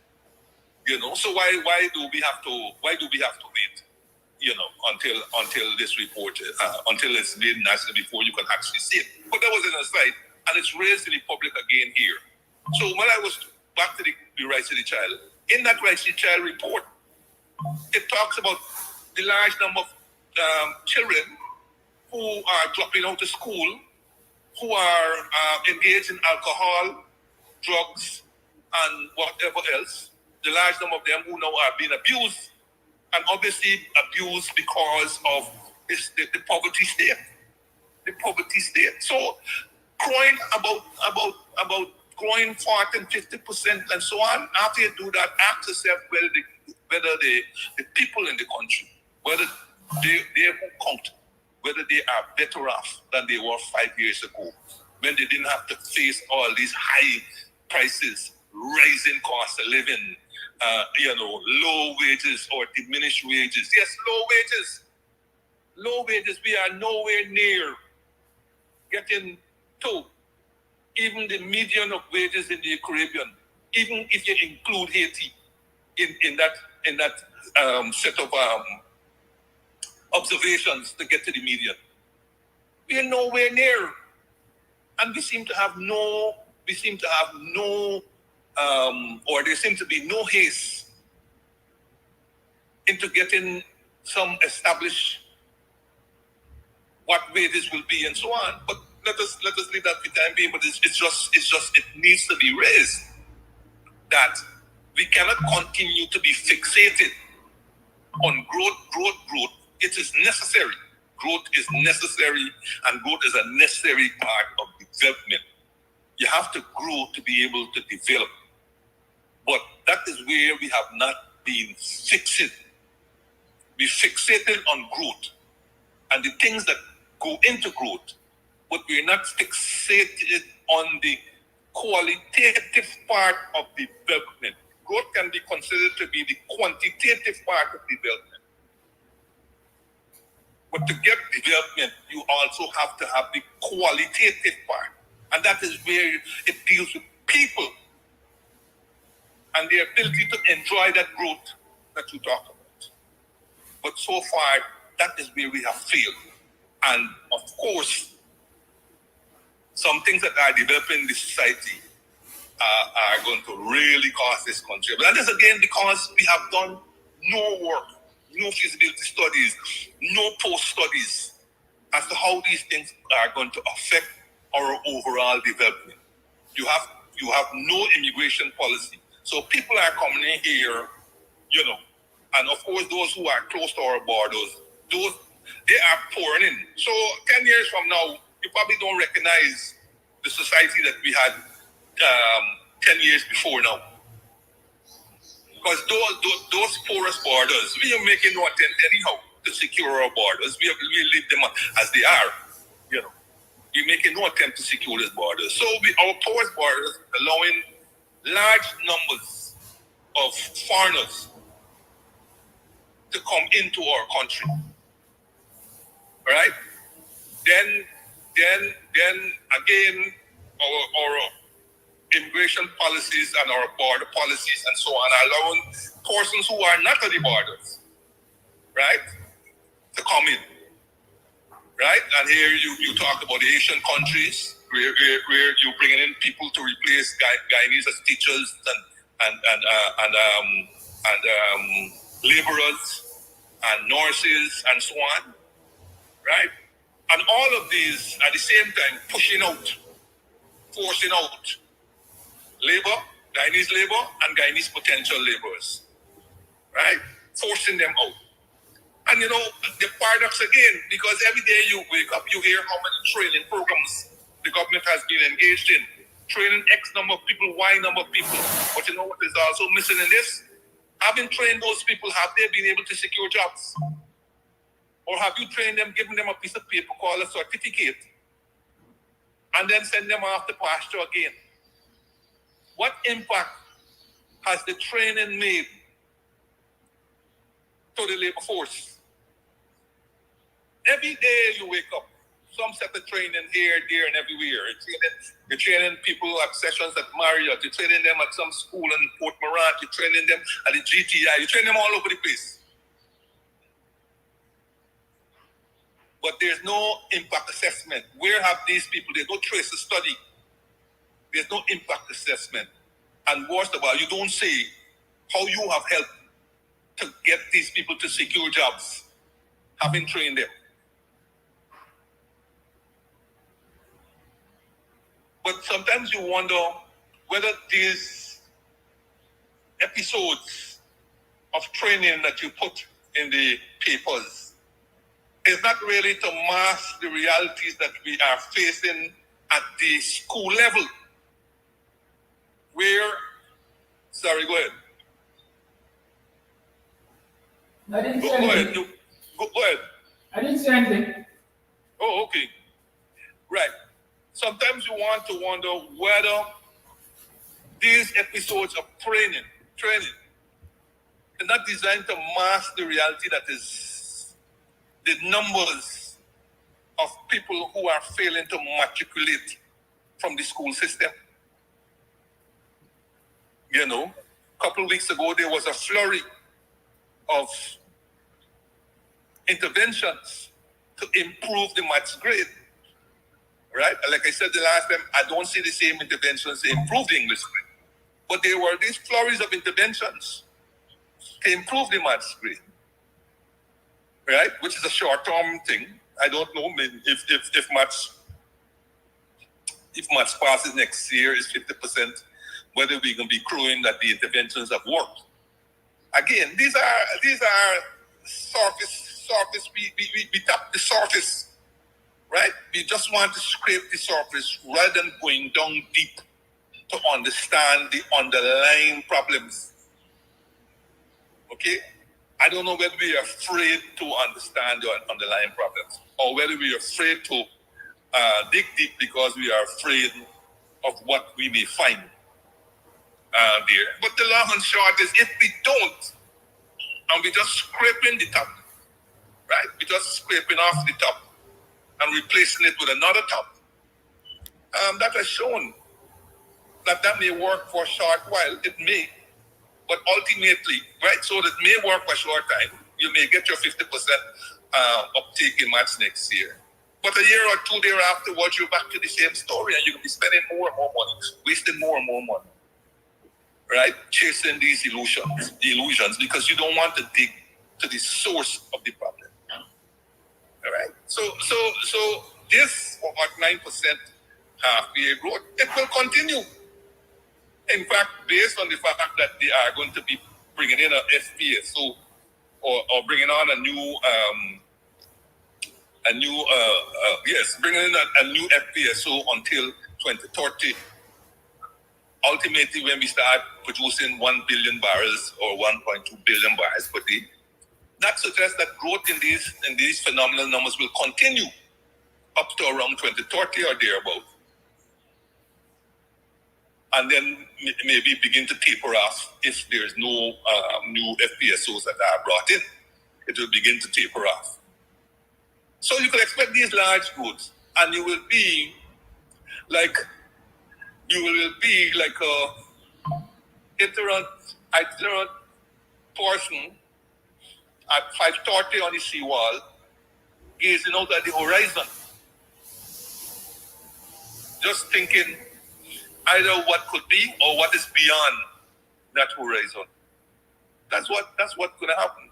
We're going to continue growing, but the growth itself will not feed to the ordinary individual. And this stubborn thing called poverty will either be static at close to 50% or even rise afterwards. So we have to have more than just a conversation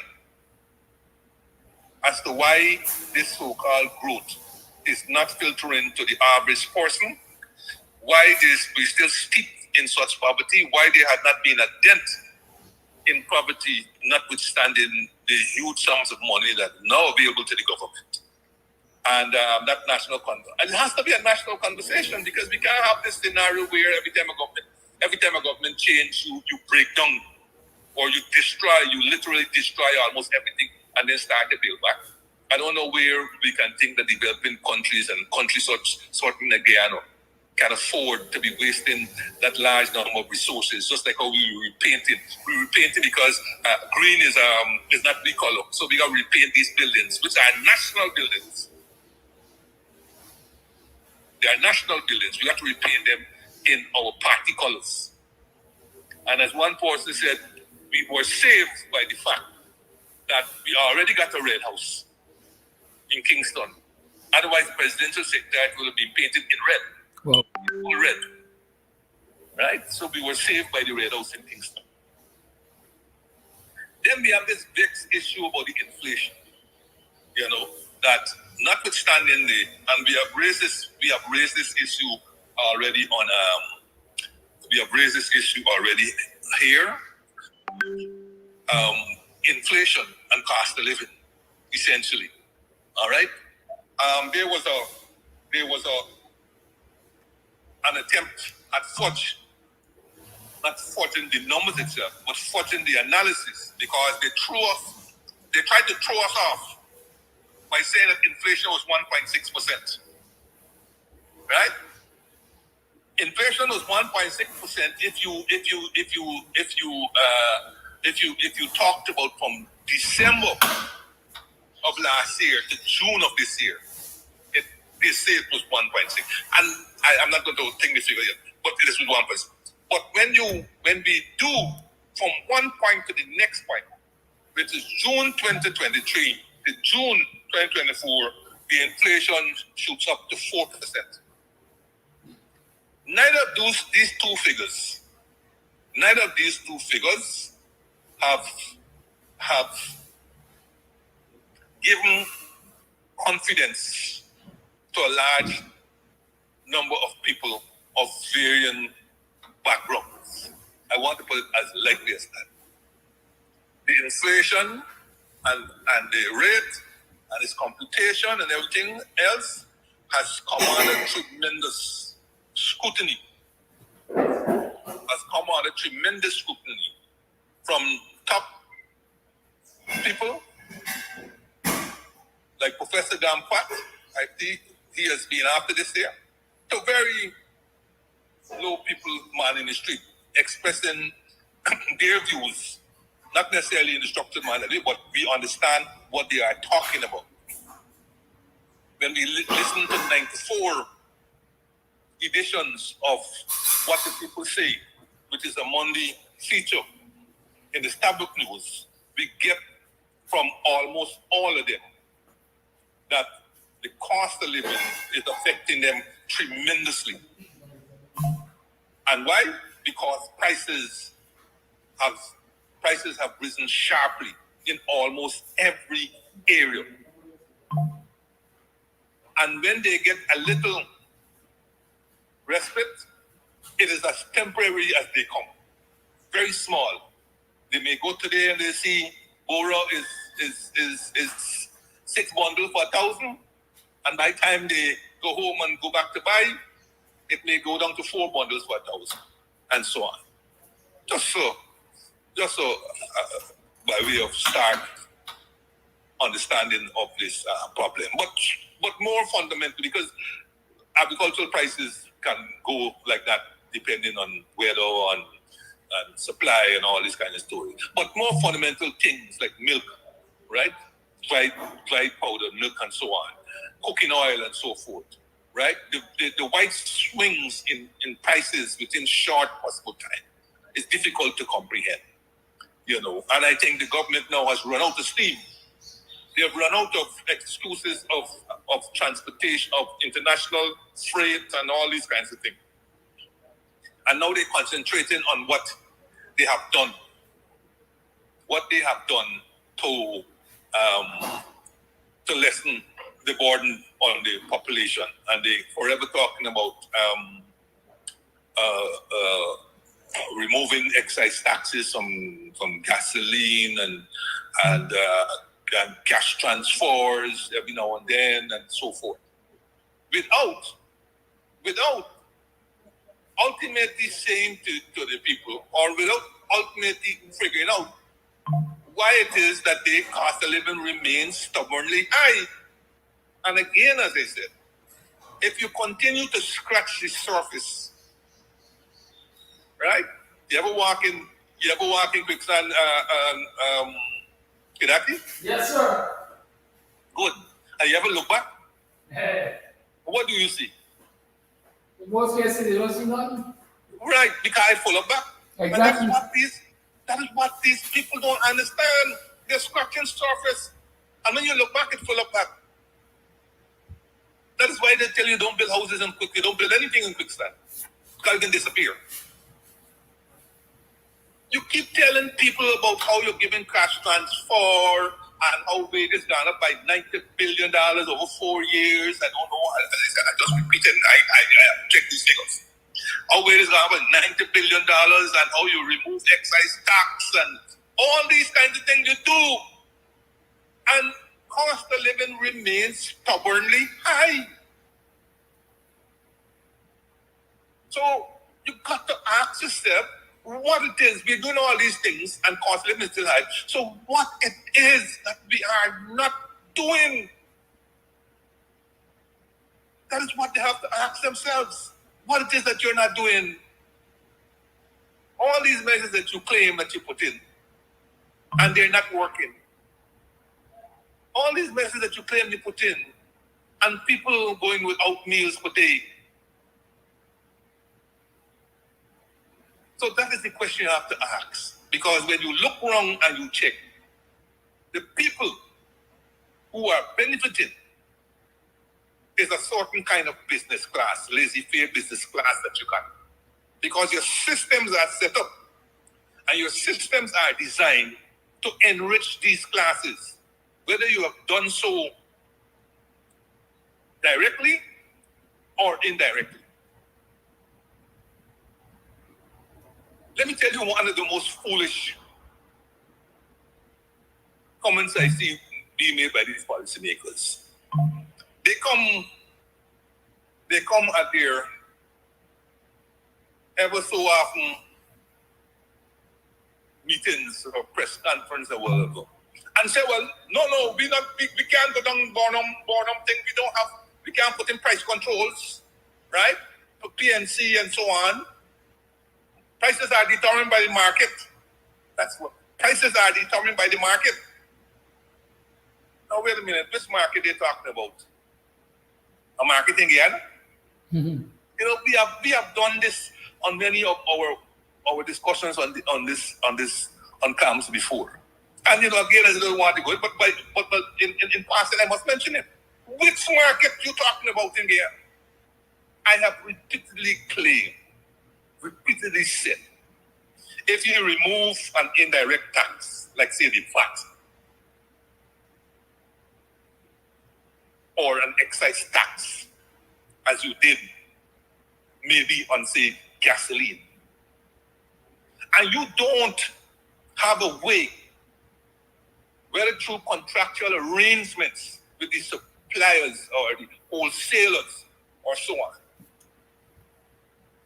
of ensuring that that removal passes through the consumer, there is virtually no incentive for the retailer or the wholesaler to pass through the benefit that you, the government, has given to them.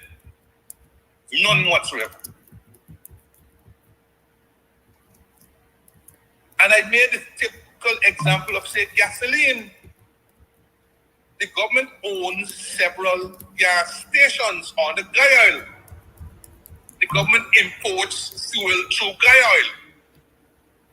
When the government removes the excise tax on fuel, its government-owned gas station, Guy Oil, cannot go and gouge any consumer. It must pass through that. And so it adjusts its prices appropriately and quickly and timely. Now, in order not to lose market share, its competitors must follow. Its competitors must follow and must follow timely. Hence, you have prices in the gasoline retail sector more or less hovering around the same. They may not be the same, but they hover around the same. They may have a couple cents here and there, and that's fine. That's fine. But when you remove a tax on, say, milk, and hollering and telling people, well, this weekend we remove tax on milk, thus enabling price to decline and reach the small man. My friend, all your song is like a clock. Because why is it then that the same small man complaining that instead of declining, the prices have risen and risen sharply? And it's not a temporary story. And as always, most prices are what we call sticky downwards. In other words, then, when they rise, they rarely fall.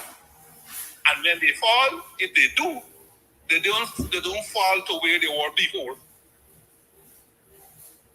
And sometimes when they fall only temporarily, as a result of maybe pressure, whether pressure from the government or whether pressure from the consumers or so on. They fall, but they only fall temporarily. And it's because of the nature of the kinds of markets you have in this country. You don't really have no markets. You have semblances of markets. We don't have no markets here.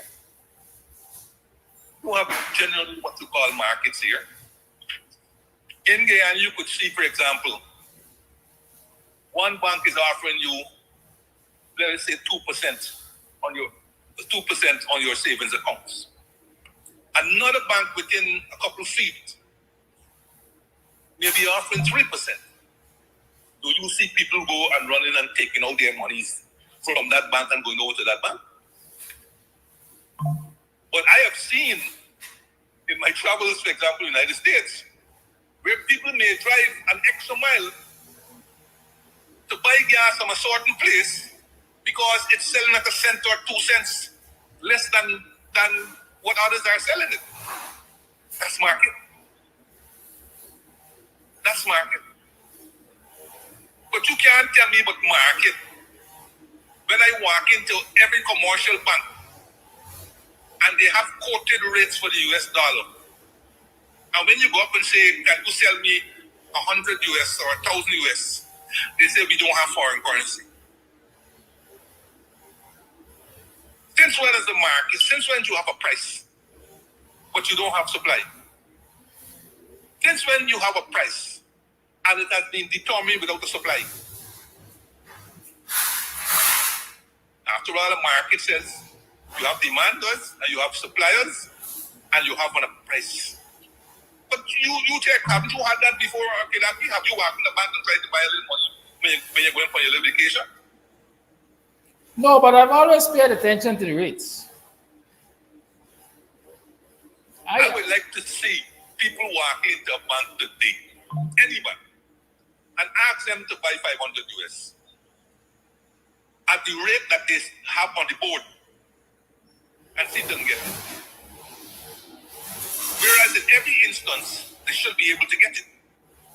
Because when you quote a price, when you quote a buying price, and when you quote a selling price, I should be able to walk in there and say, give me 500 US. If the bank says they ain't got because right now we are temporarily out, then pull down your rates. Put only a buying rate. That we will be buying at 200. And as you get a reasonable supply, you put back up what you'll be selling at. But so when the government comes out and say we have removed taxes from this and we removed taxes from that and all these kinds of stuff, what has been if they have the same trickle? You see they're going out there and hollering, but trickle down economics don't work. But all they think about is trickle down. They give it to the contractor, they give it to the businessman, and tell him use your conscience. So we're depending on you for trust and all this kind of thing for you to pass down. Who does that? Which businessman in the circumstances of the conditions and the environment that he operates in is going to pass through that benefit? Oh, you may have one, two benevolent businessmen, right, who may pass through a piece and so on. But in general, they are businessmen. And if there is a profit to be made, they will make it.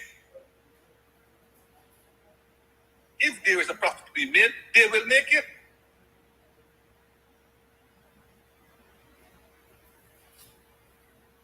There are so many examples of this happening.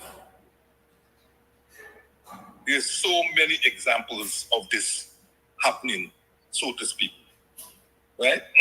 And while we were on exchange rate, the Bank of Guyana seemed to have an exchange rate that is fixed in stone. Because for the last couple of years, they have said that the rate is US1 equal to 208 Guyana dollars. As I recall, when I was there and even before when I was minister, there were discussions that the Bank of Guyana rate should be within close proximity of the rate that exists in the Cambio market. I think there was supposed to be a $2 spread. Yes, that's what I'm saying. Close proximity. I can't remember anything, so I use the facts. Close proximity, right? And close and proximity be the same thing. So close then. Close proximity, right? But this rate has remained at 208. And the only reason it has remained at 208 is because the Bank of Guyana's reserves are used for very limited purposes. Very limited purposes. It is used essentially to purchase fuel for 3PL. And it is used to pay debts, official debts of the government. And of course, the third major is that it is used to intervene in the cambio market in situations of shortages, right? They may be using it for one, two other things, I don't know. But these are the three principal things, all right? These are the three principal things. And the first two allows the government to show allows the government to, in the case of GPL, to hold down prices to the consumer. Because when you're using a rate of 208, instead of a rate of, say, 220 or 215 or 218 that's in the market, right? Your pricing and your tariffs will be lower. But I don't know, in the last, I think it's in the last discussion for a supplementary for GPL, they were claiming that they were buying currency from the cambio market. I found that to be interesting because I don't know since when that development has taken place. And I don't know if they are buying the currency for the purpose of fuel. Because, as I said, I know the reserves of the central bank are used partly to purchase fuel for GPL. I don't know if it's being used for fuel in any other place, but I know definitely with GPL. But during that debate, the minister had indicated that GPL was purchasing money from the cambio. Well, I don't know whether it's for fuel or whether it's for equipment. And he admitted that the cambio rates were high, quote unquote high, right? So if the cambio rates are high, but the central bank is maintaining a 208, then the central bank rate is heavily overvalued. It's overvalued, and an overvalued rate will cost the central bank reserves, right? And I don't know, but when you look at the reserves of the central bank, the reserves of the central bank are just about, I would say, the reserves of the central bank, I believe, was 700 and I think at the half year. Let me check and see if I could remember where the reserves of the central bank might be. Yeah, I think the reserves was about 700 something million. Okay. But if that is the case, then the difference between, say, 2019, when it's our last year, and now is a mere 100 and something million US dollars. 100, because the reserves in the central bank when we left was about 602 million or somewhere around there. And if it's only 700 and something million today, that's only 100 something million addition to the reserves in an oil economy, 100 something million reserves. And then when we left, the reserves were under the stipulated 3 months of import cover. I think it was only 1 point something months. But today the reserves are only 1 point something months, even less than it was under the coalition government. So I'm not sure what is really happening. I'm not sure what is really these are matters that are cause for concern. You know, when we look also, you know, I skipped this part on the growth, but I should quickly mention it. As I said, oil accounted for 75% of the half-year growth, and it will account for even more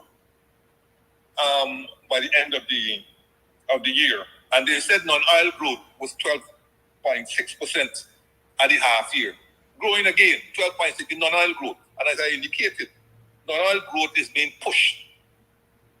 Non-oil growth is being pushed by oil-related activities on the one hand, and the huge amount of monies that are coming to the government, hence their ability to engage in a large construction-related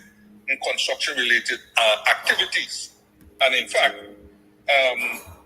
the construction sector itself grew by 43.7% at the half year, and I will come back to that just now. Rice was about the only stellar non-oil sector that has been performing, and rice grew by 17.9% at the half year. As I said, that was about the only stellar performance. On the other hand, sugar went down by 60.4%. And we have dealt with sugar so many times now, you know, going through it is just going to bring back painful memories itself. Right? Over $100 million has been spent on the sugar sector. From the time we went in, May 2015, to this year, over 100 billion, I said million, 100 billion Guyana dollars has been spent on the sugar sector. And the latest is that this sector has declined in terms of output by 60.4%. And, you know, I mean, people may come with all kinds of sad stories, emotional stories, our neighbor string tied to sugar and all these kinds of stories. But if you want to find out how to waste money, then the sugar sector is one of them. It's a crude waste of money in the manner in which it is being done. Because at no time did the coalition said that it was going to get rid of the sugar industry. It was right-sizing the sugar industry. Hence, the keeping of the productive 3 estates. And they are ultimately going to be forced to do exactly that. But it's going to be a painful financial lesson. By the time they come around to it, it's going to be a painful financial lesson at the cost of the rest of the society. Because if you have $100 billion to spare, look at the opportunities that you could deal with that $100 billion, including lifting those sugar workers out of poverty. But of course, that's not going to be done. Because, like I said before, it is easy to corral your vote farm once you have them under the umbrella than allowing them to go and roam where they may see new vistas, where they may acquire knowledge, and where they may begin to question. So bring them back into the vote, bring the vote farm back into the corral. It's easy to pluck them from there. And we will pay whatever it takes. You think sugar is a big issue for the government? It's not a big issue for the government. It's not a big issue for the government. And at the production that Gaisuku is doing, it must be that there must be official. It must be that sugar is being officially imported to this country, or it's tacitly being smuggled into the country. Because the half year of 6,000 something tons cannot satisfy all the markets that the government has, especially the EU market, the American market, and the CARICOM market, which are all lucrative markets for the government. And at the same time, seek to supply the domestic market. So there must be some official imports of sugar that is going on. And if there is not, then there must be a blind eye being torn to the smuggling of sugar.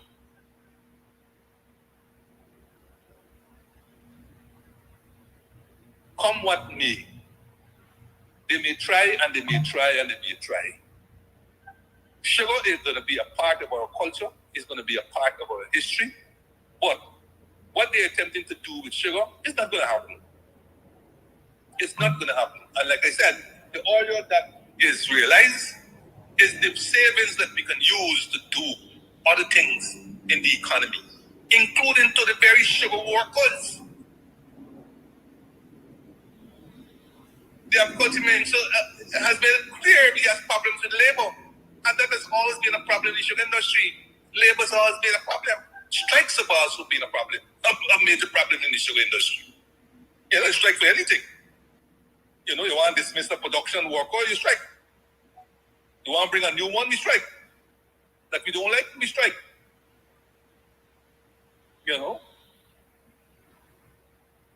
And the whole allegations of sugar disappearing and production and laboratory technician being fired, and then finding out, well, you know, it didn't disappear, it was a mistake in accounting. And, you know, I mean, in Guyana is a nice place. Guyana is a nice place. Only these things can happen in Guyana. And of course, only in your friendly places where you control. Right? Gold went down. This is a sector that continues to be deviled. The government gold went down 10.3% at the half year. This is a sector that where they rush to give away even things that the gold sector didn't ask for. And you always wonder, because this is the umpteenth time this government has gone into sectors and given up concessions that the sector didn't even ask for.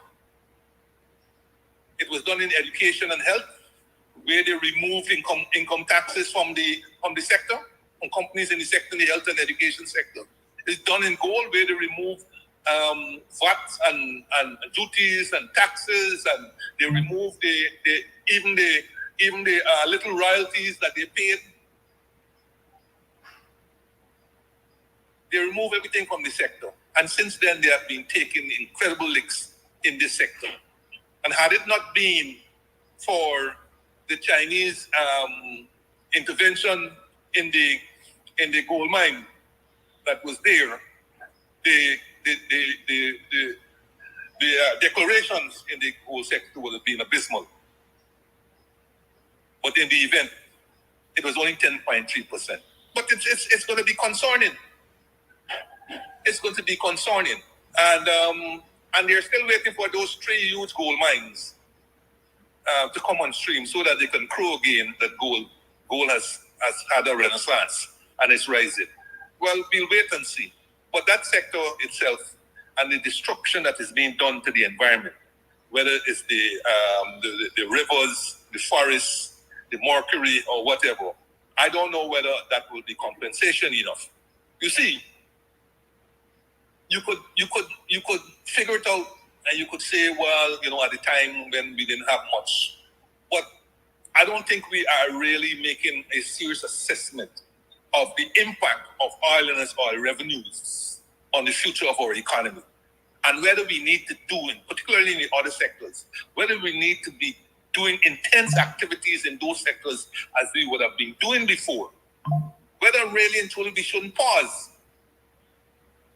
We shouldn't think about pausing some of the activities in those sectors and realigning the labor and so on, the capital in those sectors into other areas that are opening up, you know, because when you look at some of the destruction that has been done to the environment as a result of gold, bauxite mining, and all these things, you wonder whether there's a future.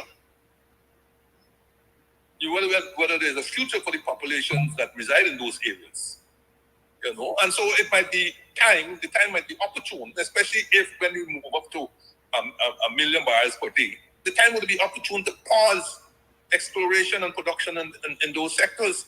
So if it's going to result in the complete degradation of the environment that is taking place currently, you know. But like I said, it's food for thought. Bauxite itself again now went down by 20%, right? So you see, if the forsaken PSA that they're going to nail Tottenham to the cross, right? And unfortunately, he's not going to be ever going to be reprieved or forgiven or anything. They're going to nail it. They're probably nail it to the cross already. Right? They're probably nearly it to the cross.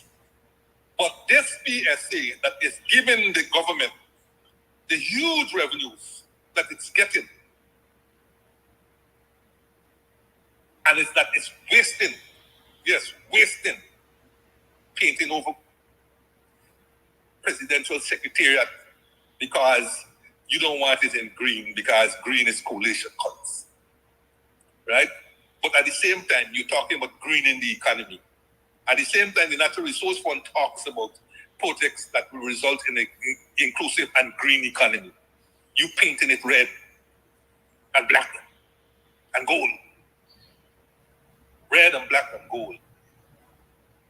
Right? Colors that are are not pleasing to the eye. You know. So all this money you're getting from a contract that you done nail that one to the cross and crucified.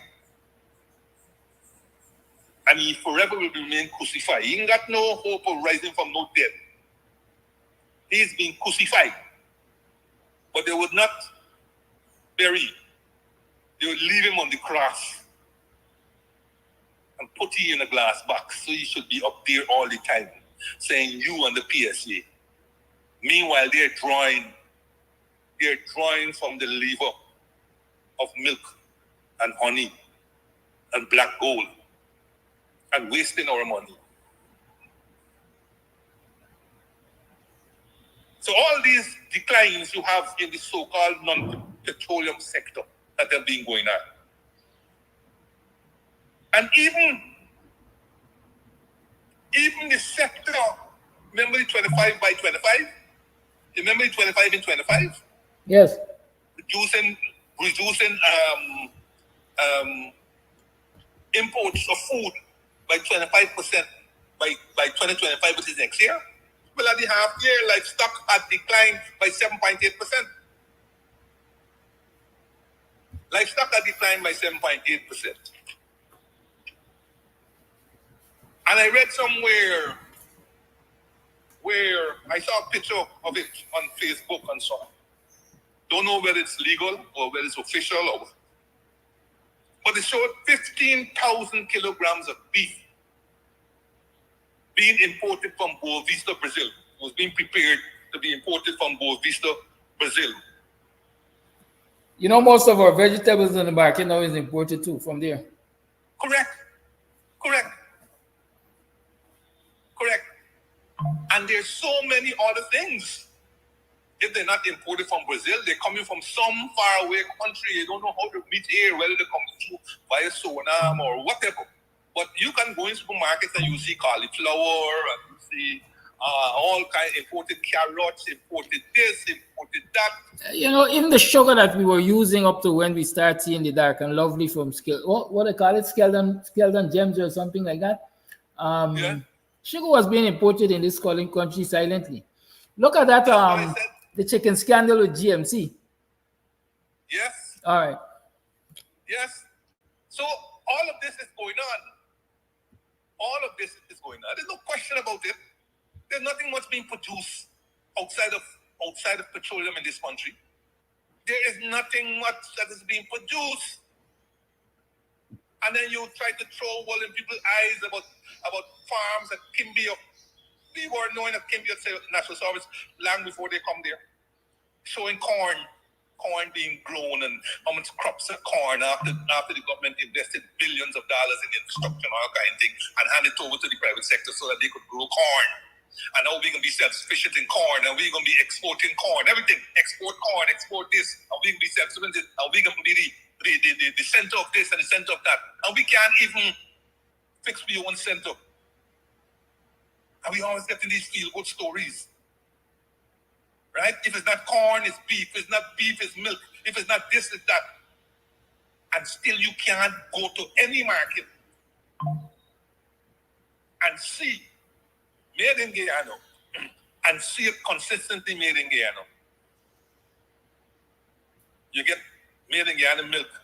You see it today, no, you don't see me. And all these kinds of stories. And even the milk that they're doing, some is made in Guyana, yes, but it's reconstituted with some cow milk when they could buy it and so on. You know, whatever happened to the black belly sheep? Remember? I don't know. Black belly sheep? Right? And shade something and all these experiments involving massive sums of money. And where the returns? 4 years on, where are the returns? Where are the returns? But you know, there's a famous quote by Khalil Gibran. Famous quote by Khalil Gibran. And I recall it, so I went and looked it up. It says, pity the nation that wears a cloth it does not weave, eats bread it does not harvest, and drinks a wine that flows not from its own wine press. Khalil Gibran. And I think none other than Forbes Borno used to be quoting this particular passage as he exhorted people with his feet closed and housed and by local campaigns. But now it is easy to talk about building the agricultural sector on 25 by 25, while behind you have all these skimming and scamming and whatever else is going on. And ultimately, the poor, the nearly 50%, who barely subsisting on $5.50 US, which is 1,500 roughly Guyana dollars, can't get access to cheap sources of nutrients that we used to talk about before. We used to catch cackabelly in the trench and make cackabelly curry with a roti. All them cackabelly shim away. You can't get no cackabelly, no trench, all them gone. And guys decide, man, me hanging wrong here. Fish, which was the cheapest source of nutrients for us and proteins and so on. Fish is a man. Beef, forget it. You might try that for Christmas when you want to make a paper pot. Chicken? Hey. Chicken is a man. Right? And the other exotic meats of mutton and all these kinds of things, well, you bear them in mind unless you go to one of those humongous weddings that take place in a country every now and then. But that is the reality. It may sound flippant, but that is the reality of Guyana in this country that is fastest growing, in this country that is getting on average now $2 billion US a year going into its reserve, going into its reserve fund. You know, I'm told, Mr. Jordan, sorry. GDF, which usually has its farm on the East Bank there, I know they used to produce a lot of poultry and so on. Garden of Eden, yes. Yes, I know. I understand they're getting chicken from Brazil. Well, you look around and you see, except for the critical people like finance and Parsley and them, they don't really got any chicken thing going on in this country. And every time you hear, the chicken, the chicks in arrive, the chicks dying out, this disease, that disease. But essentially, you cannot put your hand on any livestock that is cheap in this country for the purpose of growing. None. Not fish, not any. You're talking about some inland fishing. But where is that at? They even get fed up of the market days that they talk about now. Then you run with the market day at Larry and whatever else, and you have a big run down there. People run to buy some. So, people used to talk about being able to go into the country. As you travel into the country, you stop at the small markets that they have, and you'll be able to buy, stuff. Bunch of plantain, bunch of bananas, big, nice pawpaw. Sapodillas, mangoes, and all these things. No, fruits is a big man. Fruits are big man. It is difficult even to eat the fruits that would have given you those simple nutrients. All this, we were talking the other day about things like plum and dates and dungs and soury and gooseberry and all things. And people keep watching me. What the hell are you talking about? Where are those trees, Kadaki? Are they in the back dam in Buxton? No, our back dam was cleared out of those trees by the PPP during the 2000, the trials of the 2000. Robert Prasad was Minister of Agriculture. They sending a set of every machinery and push down every permanent crop in the back dam, claiming they were looking for bandits. See? So there you go. You clean out food. You don't find bandits there, and now we're worse off because we're hungrier. We're hungry. As a small child growing up, hunger was not a state of mind, right? That's how you get Kiro and all them kind of story. in Whitemouth. But at least yards had different trees, whether it's cane, mango, tamarind, gooseberry, five finger, white tea, plum, dungs, Sapodillo, cherry, right? guava, Cherry, right? Guava, Sedium. right? And even wild baby pumpkin, wild pumpkin, that little small thing you see them. If on the Brazilian thing, you grew like a Brazilian thing, you run and take what? Cheese and bread. Cheese and bread. White tea. I mean, nostalgic, man. Nostalgic. These things here. No, you can't find anyone these things. I mean, when you land from Essequibo Coast to Puerto Rico, you used to have out there all kinds of vendors that you could buy, and you think, where have all this gone? Where has it gone? So apart from the nostalgia, I'm not sure when it's going to be come back. So to quickly to just finish out this part here, and when we look at the revenue, the thing that stood out for me on the revenue side, the central government revenue, is that the income taxes generated significant collections with personal income tax. This is the tax that you get at source. Personal income tax at the half year rose by $5.2 billion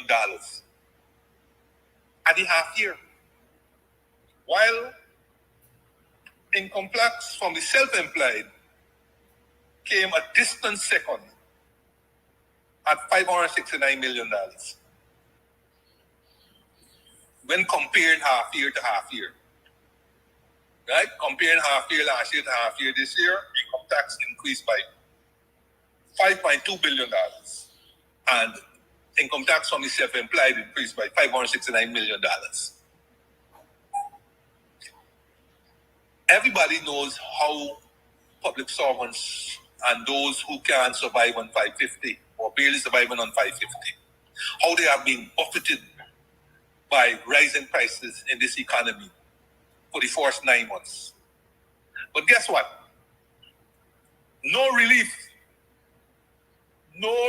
has been given to this class of people. None.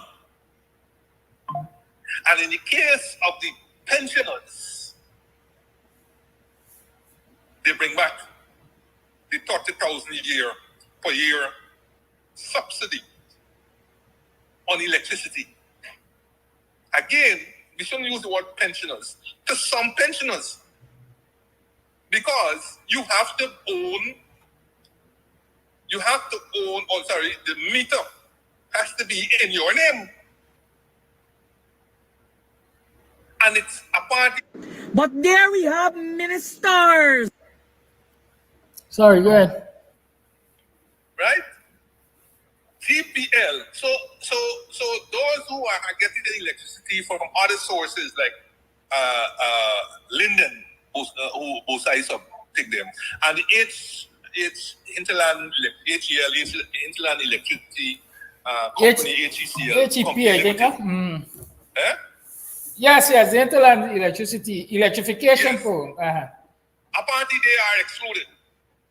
So those pensioners who can electricity from those, they're excluded. They can't get $30,000 a year. And of course, those who don't have a meter in their name, they can't get either. But Mr. Jordan, even let me. Well, it's not on a side. Even this thing as discrimination. I've received some complaints from a few pensioners in Borbis. They weren't alerted. They weren't told about this subsidy because they had to apparently submit their pension books and so on to get it, right? Or proof of their pensionable status. And so they weren't made aware. They weren't made aware. And when they found out and they went in to submit their stuff, they were told that all the monies that was allocated for that has been exhausted. They got to wait till the next time around. So, like you say, only some pensioners. Well, and this is the discrimination we try to avoid when we came in 2015 and got rid of this thing and included it entirely in the pension of all the pensioners. And I understand there's also a subsidy for water also that is given annually. Again, you have to have the meter in your name. Well, I don't know what's going to happen to all those unmetered areas. All those unmetered areas, I don't know what is going to happen to them. So you see, again, we have to ask the question, what it is the government really is trying to do? Except in some cases, by virtue of what they are doing, it seeks to divide, or one of the fallouts of what they are doing is the division or the discrimination. And the government crows about what it does for the business sector. From the time it came in, it slashed taxes here, taxes there, all the different taxes, indirect taxes. But what has it given to the public servants or those who feel the brunt of taxes to PAY? What has it done for them? Beyond some little increase in the threshold. And this increase in the threshold still taxes the minimum wage.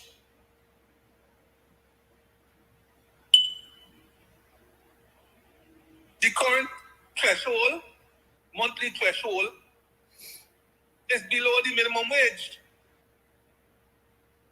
So the minimum wage gets taxed on $1,500 or whatever that is left back, which it will pay 28% on. And you know, of course, we have on this program said many times, all those who get in fantastic salaries and some of it tax-free. And you have given away all these indirect taxes to different sectors, gold sector, health sector, education sector. You've given away removing income tax on the health sector, removing income tax on the education sector. But what have you done for the public servants 4 years on into your government? What have you done? Nothing. The present income tax marginal rates are the same rates that we, the coalition government, put in place in 2017. They're 7 years old. And when we put it in place in 2017, we start to bring back an element of progressivity into the tax system. Because no sooner had they come into power in 1992 October than the then minister for all the economics that he would have done, remove a progressive taxation system and brought in a regressive income tax system by imposing a flat tax.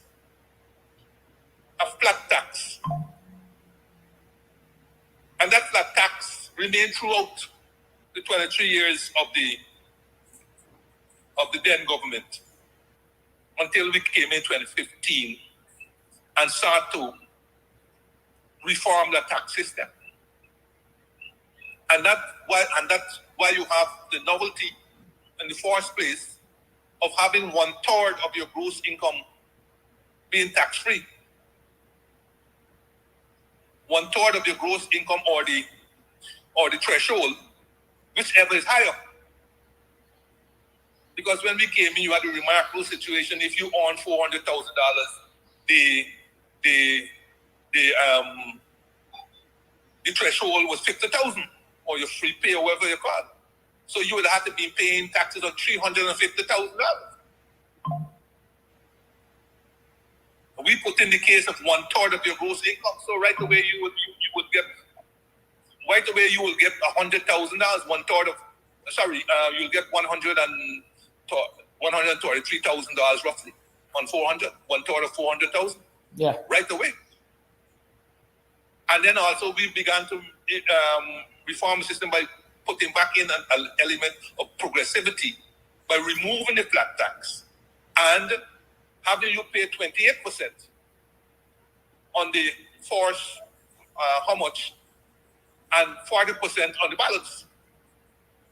And we had it that we had it that will be further improved by lowering the minimum, by lowering the 28, bringing in another tax in the middle, and reducing the top marginal rate from 40%.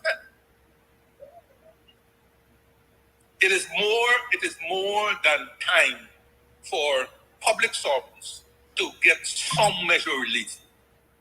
After watching the business sector, the contractor class, and all of them get massive relief in the last 4 years, it is more than enough time. And it's more than enough time that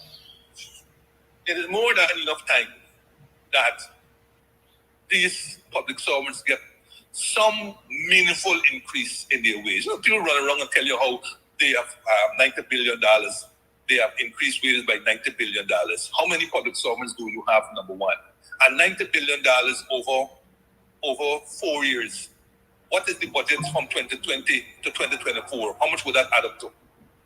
Right? Couple $1 trillion it would add up to. And you were talking about increasing wages by the public sector wages by $90 billion over 4 years. When your budgets have been a couple $1 trillion in those 4 years. So it seems that public servants will continue to be used as the guinea pigs as they watch their monies being siphoned off to non-productive areas like sugar, like selective cash transfers, and worse, by an expanded public sector investment program that even Jagdeo on Tuesday was moved to call a meeting and identify a litany of woes in the procurement process. But of course, what he did, he only touched the surface. And it's a selective surface, because he didn't seek to really identify the woes that are really bedeviling that whole public sector investment program, from the time of conception to the end of implementation. He didn't look at that. Maybe he can come back again, or maybe he's not. Because who in their right mind can believe that a process was in place, a fair process was in place, that had a lot of projects languishing because whoever was doing them was suspect. They got the project, they got the contract to means that were less than fair. And you could identify also, in fact, even today's papers, Nigel wrote a letter to the papers talking about the Schoonard and providing evidence about the Schoonard to Crane project. That is in today's papers.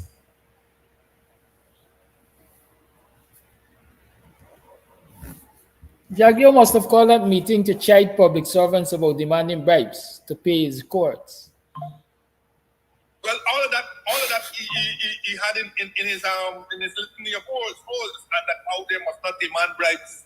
They must not demand bribes. I'm thinking that was the main reason, because when they demand bribes or they go slow in preparing payments and think for his people, he's being humbugged. But anyway, Kidak, it's 9 o'clock, and I want to end here and I'll continue finish out this next week, because I want to look more closely at that procurement aspect, especially in what Jagdeo didn't see. We're going to look at some interesting projects, including that same Demerara Harbour Bridge. Right? Very interesting projects, and how many of these major projects are being skewed and fashioned, and whatever comes out, and we're going to look at some of that, and we're going to try to finish off the half-year report and looking at the areas of the debt and so on. That debt is growing. That debt is growing, and people are being hoodwinked again about the debt. And you know, all I would say at this particular stage, and remind again next week, is that they had so much money that had accumulated in the 70s after the oil crisis. Arabs had so much money, you had to find outlets for it. So you had cheap money being given out. And lots of people borrowed it. And then the money became hot. That same cheap money became hot. And the who borrow were suddenly in crisis. I like to tell people we borrowed 10 million roughly from the Kuwait government. The Kuwait fund for investment. That is their I think that is their natural resource fund kind of. And by the time I went there to negotiate that debt and try to get right after it in 2018, I think we had owed in excess of 80 million US. That same 10 became 80 million.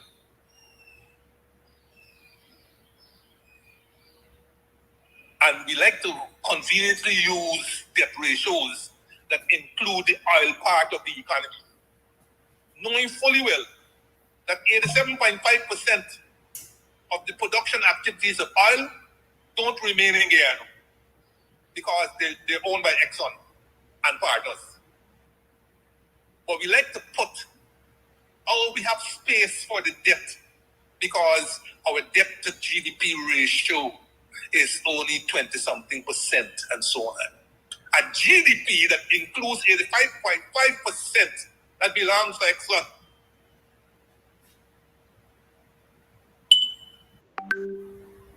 Again, we are being hoodwinked and these people barred away. And somebody said to me, they say, you know, Winston, you know what them people going to do to you? They're going to do y'all exactly what they do y'all in 2015. If you put chance y'all get back in there, y'all going to find an economy that looks exactly like 2015, except that it's going to be at a higher level. A higher level. Because when you reach in 2015 and you find that sugar is a Ghana $90 billion old, and they had already been told by the Venezuela that they didn't want any more rice. Yes, we went there in Venezuela, to Venezuela in August of 2015, and I got evidence of that. When we were told, and no one less on certain terms, that they had told two ministers who had been there previously from the previous government that they will no longer be taking rice from Guyana. We weren't told that here. We were told, the factory rice farmers were told to giddy up, plant more rice. But they weren't told that the Venezuela already told them two government ministers that they will not be taking any more rice for Guyana. And that was further compounded by the fact that as soon as we came in, the Venezuelan government abrogated the existing rice contract, causing a lot of rice to rot on the wharves in Guyana, and forcing the then coalition government, young coalition government, couple months old, to find $5.6 billion to pay the rice farmers. And that the fund that they were using to pay rice farmers for the export to Venezuela, the Petro-Caribbean Fund, had been emptied. Then we got in, we only found 800,000 US in the fund. A fund that had in excess of $1 billion US. We had only found 800 US dollars in it. So as I keep saying, I will keep saying, when people harass the coalition for not doing this, harass the coalition for not doing that, harass the coalition because you had X in your manifesto and so on, take a moment to realize and ask why and get the answer. And get the answer. And so they said, I'll wait till see. You go in there, you're going to find you're left with a gas, the energy project, or you're going to find you're left with a contract with Exxon where even if a problem happened on the shore that they not producing oil for any particular length of time, you're going to have to take money from your reserves and pay Exxon because you got some contract arrangement with them that they will be paid $55 million over 20 years for the pipeline that they just put in.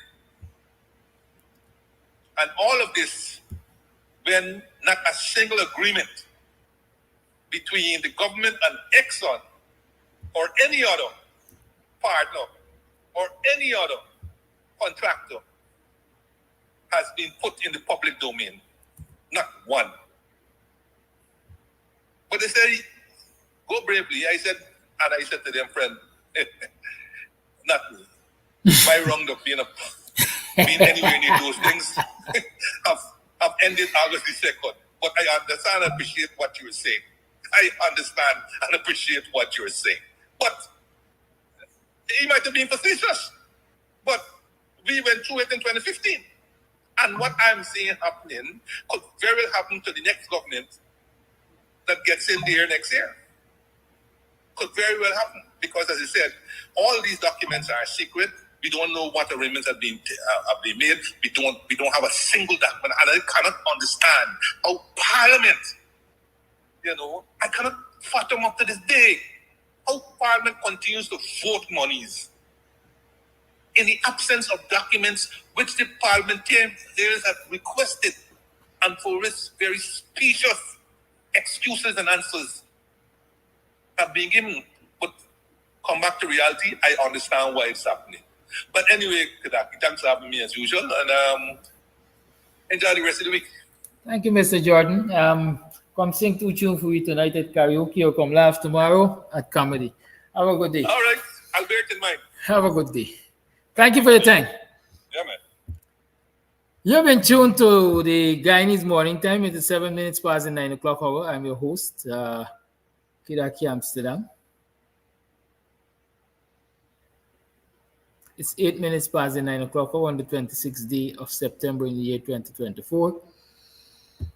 This is where I leave you, reminding you that tonight is karaoke night at Club Twilight, and tomorrow there is the Kings of Comedy, Jumbie Jones and Chaupo will be at Club Twilight tomorrow. Gates open, doors open at 7.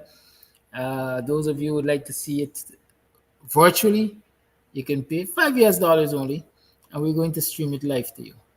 And those of you who are here and will come to sit in the venue and support the bar, and so you can pay $500 Guyana. Stay safe, be strong, and remember, we have a sacred duty